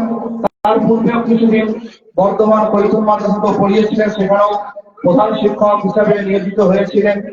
এখন পান্ডুয়া দারুল উলুমের মাদ্রাসা, ওখানকারও উনি প্রধান শিক্ষক এবং শেখুল হাদিস। আলহামদুলিল্লাহ, আমরা তারই রুহানি আওলাদ।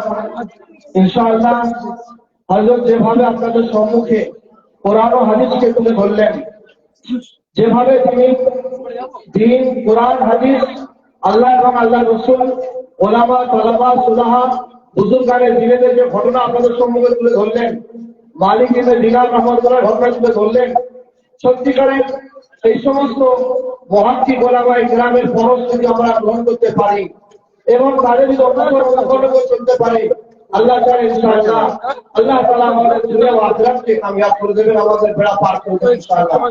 আমি আর বেশি সময় আপনাদের দেব না, এখনই হযরতের মাধ্যমে ইনশাআল্লাহ আখেরি মুনাজাত হবে। আপনারা যে যেখানে আছেন, এমনকি বাড়িতে যে সমস্ত মা ও ভগ্নীরা রয়েছেন, তারাও সেখান থেকে হাত তুলবেন, সকলেই দোয়ায় শরীক হবেন, আর সকলেই নিজের জন্য দোয়া করবেন, আর এই প্রতিষ্ঠানের জন্য দোয়া করবেন। দেখেন, দিন জিন্দা রাখতে গেলে এই দিনের প্রতিষ্ঠানে তাকে বাঁচিয়ে রাখতে হবে, না হলে কিন্তু আমাদের সমাজে দিন থাকবে না। আপনারা এই সব কথাগুলো আজকে শুনেছেন। আমি হযরতকে অনুরোধ করবো, তিনি তার আপনার জ্ঞান গর্ব থেকে আল্লাহ পাক তার দিলে যেভাবে দোয়া করবেন, তিনি আমাদের সকলের জন্য দোয়া করবেন ইনশাআল্লাহ। সকলের দোয়ার জন্য হাত তুলুন। আলহামদুলিল্লাহি রাব্বিল আলামিন। اللهم صل على محمد وعلى آل محمد كما صليت على إبراهيم وعلى آل إبراهيم إنك حميد مجيد.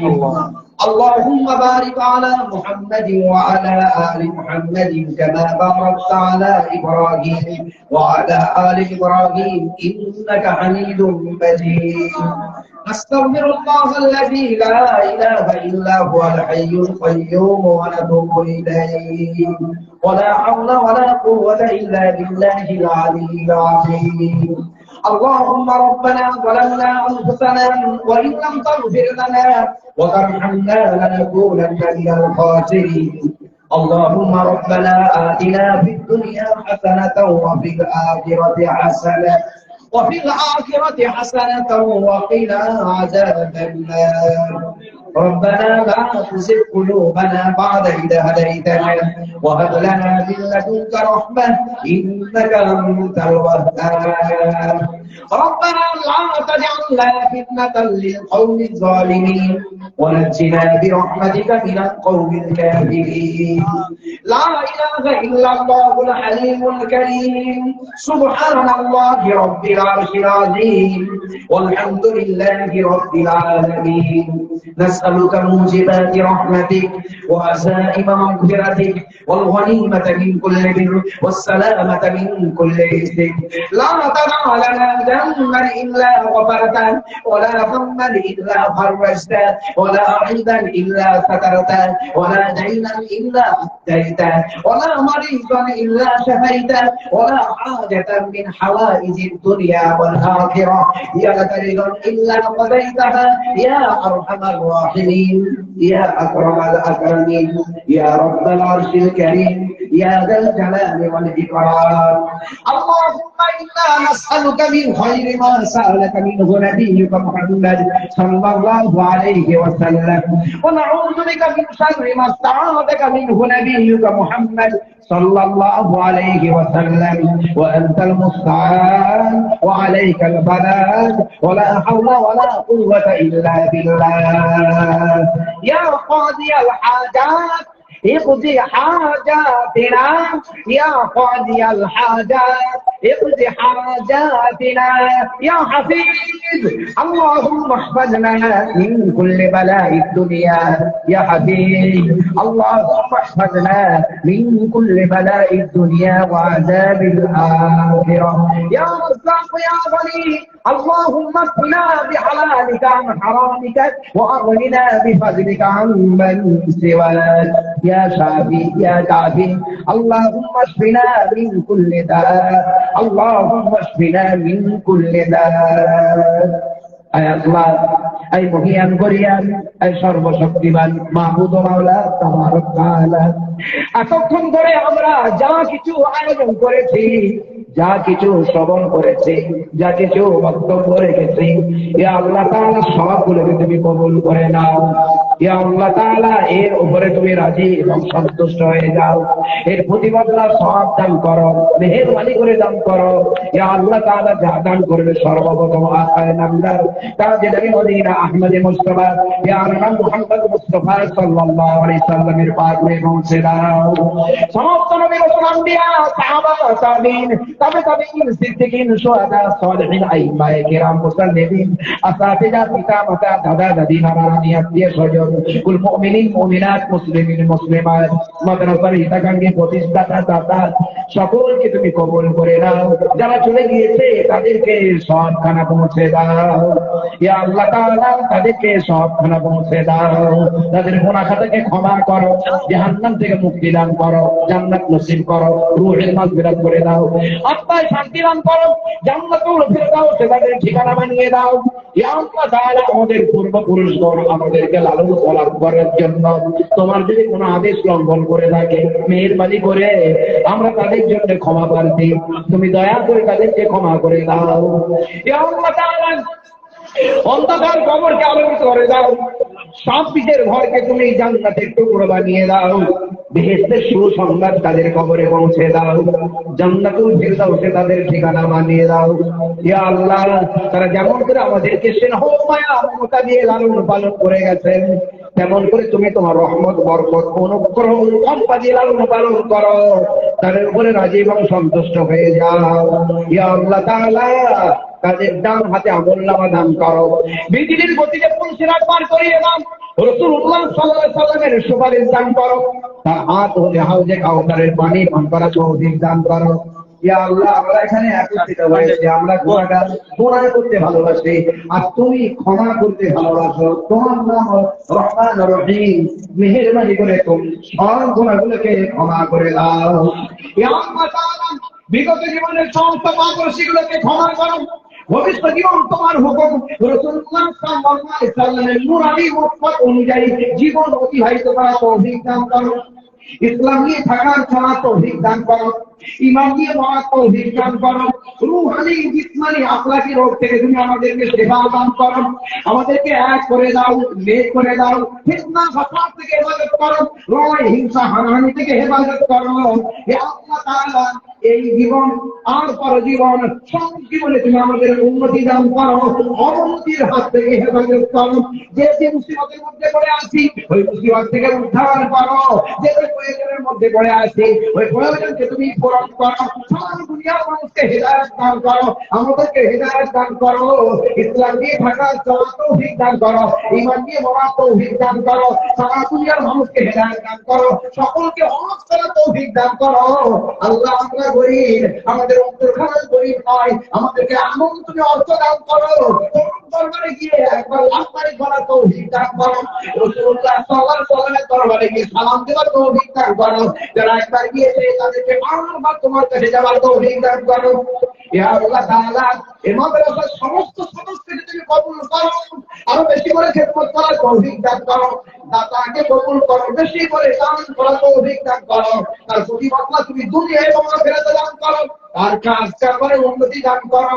ইয়া আল্লাহ তাআলা, তার চাষবাসে উন্নতি দান করো, খেতে খামারে উন্নতি দান করো, ঘরে বাইরে বরকত দান করো। সমস্ত দাতাকে তুমি কবুল করো, তাদের দানকে কবুল করো। ইয়া আল্লাহ তাআলা, শিক্ষক মণ্ডলীকে তুমি কবুল করো, আমার জীবন খেদমত করার তৌফিক দান করো। ইয়া আল্লাহ তাআলা, আমাদের তালিম, আমাদের তাকলিম, আমাদের তাসলিমকে তুমি কবুল করে নাও। এর প্রতিবদলা তুমি দুনিয়াতেও দান করো, আখিরাতেও তুমি দান করো। ইয়া আল্লাহ তাআলা, আমাদের সমস্ত ছাত্রকে হাফেজকারী মাওলানা মুফতি তৈরি করো, দ্বীনের খাদেম তৈরি করো, দ্বীনি খেদমত করার তৌফিক দান করো। ইয়া আল্লাহ তাআলা, কোন ছাত্রকে তুমি বেকার করো না। ইয়া আল্লাহ তাআলা, আমার জীবন দ্বীনি খেদমত করার তৌফিক দান করো। বর্তমান হক মাদ্রাসা হোক, বড় মাদ্রাসা, ছোট মাদ্রাসা, যেমনই হোক না কেন, আল্লাহ তাআলা সমস্ত মাদ্রাসায় খেদমত করা তৌফিক দান করো। আমাদের বাচ্চাগুলোকে তুমি কবুল করো। আল্লাহ তাআলা, তাদেরকে ইসলামিক আদর্শে জীবন গঠন করার তৌফিক দান করো। যারা পড়াশোনা করছে, আল্লাহ তাআলা, তাদেরকে তুমি কামিয়াবি দান করো। আল্লাহ তাআলা, সকলকে তুমি কামিয়াবি দান করো। ঘরে ঘরে হাফেজকারী মাওলানা মুফতি তৈরি করো, ডাক্তার বাচ্চা মুক্তির আহ্বায়ক তৈরি করো। সমাজের যাবতীয় প্রয়োজনীয় ব্যক্তি তোমার পক্ষ থেকে তুমি তৈরি করে দাও। যুবক যুবকদেরকে ইসলামের ইশতিয়া দান করো, মুরব্বীদেরকে হায়াত দারাজ করো, মাথার উপরে ছাতাবন্ধ করে রাখো, মা বোনেদেরকে ইসলামিক ইশতিয়া দান করো, ঘরটাকে ইসলামিক আদর্শে গঠন করার তৌফিক দান করো। হে আল্লাহ তাআলা, তুমি আমাদের দোয়াকে কবুল করে নাও, আমাদের জায়েজ মাকাসিদকে পরিপূর্ণ করো, আমাদের বৈধ মনস্কামনাকে কবুল করো, আমাদের এখানে আসাকে তুমি কবুল করো। হে আল্লাহ তাআলা, তুমি আমাদের দোয়াকে কবুল করো। চাইতে জানি না বলে তুমি আমাদেরকে ফেরত দিও না, বরং যা চাইলে তুমি দিতে দাও, তুমি দান করো। আমাদের পরিত্রাণ চাইলে তুমি আমাদেরকে হেফাজত করতে, তা বলতে তুমি আমাদেরকে হেফাজত করে নাও। আল্লাহ তাআলা, যারা দোয়ার জন্য আবেদন করে, আল্লাহ আমি গুনাহগার, তোমার বান্দারা শুভ ধারণা করে, আল্লাহ তাআলা, তাদের ওই শুভ ধারণাকে তুমি কবুল করে নাও। যে যে অসুবিধার জন্য দোয়া করেন, ফোন করেন, মেসেজ করেন, আল্লাহ তাআলা, তাদের ওই সমস্ত অসুবিধাকে দূর করে দাও, তাদের ওই প্রয়োজনকে তুমি পূরণ করে দাও। মেহেরবানি করে তুমি আমাদের দোয়াকে কবুল করো, এই মাদ্রাসাকে তুমি কবুল করো। বৃদ্ধি করো, সম্পূর্ণ হাফেজকারী মাওলানা মুফতি হওয়ার মতো এইরকম প্রতিষ্ঠান গড়ে তোলো। ঘরে ঘরে পাড়ায় পাড়ায় ইসলামিক দুর্গ তুমি প্রতিষ্ঠান করে দাও। আল্লাহ তাআলা, তুমি আমাদের মেহনতকে কবুল করে নাও। যাকে পছন্দ করে তার উসিলা আমাদের দোয়াকে কবুল করো। তোমার রহম করবে, আমাদের দোয়াকে কবুল করে নাও। রাসূলুল্লাহ সাল্লাল্লাহু আলাইহি ওয়াসাল্লামের উসিলায় আমাদের দোয়াকে কবুল করো। তোমার নিকট আউলিয়ার উসিলায় আমাদের দোয়াকে কবুল করে নাও। রব্বানা তাকাব্বাল মিন্না ইন্নাকা আনতাস সামিউল আলীম ওয়া তুব আলাইনা ইন্নাকা আনতাত তাওয়াবুর রহিম। সুবহানা রাব্বিকা রাব্বিল ইজ্জাতি আম্মা ইয়াসিফুন ওয়া সালামুন আলাল মুরসালিন ওয়ালহামদুলিল্লাহি রাব্বিল আলামিন। صلى الله تعالى على خير خلقه محمد وعلى آله وأصحابه أجمعين آمين يا أرحم الراحمين. السلام عليكم.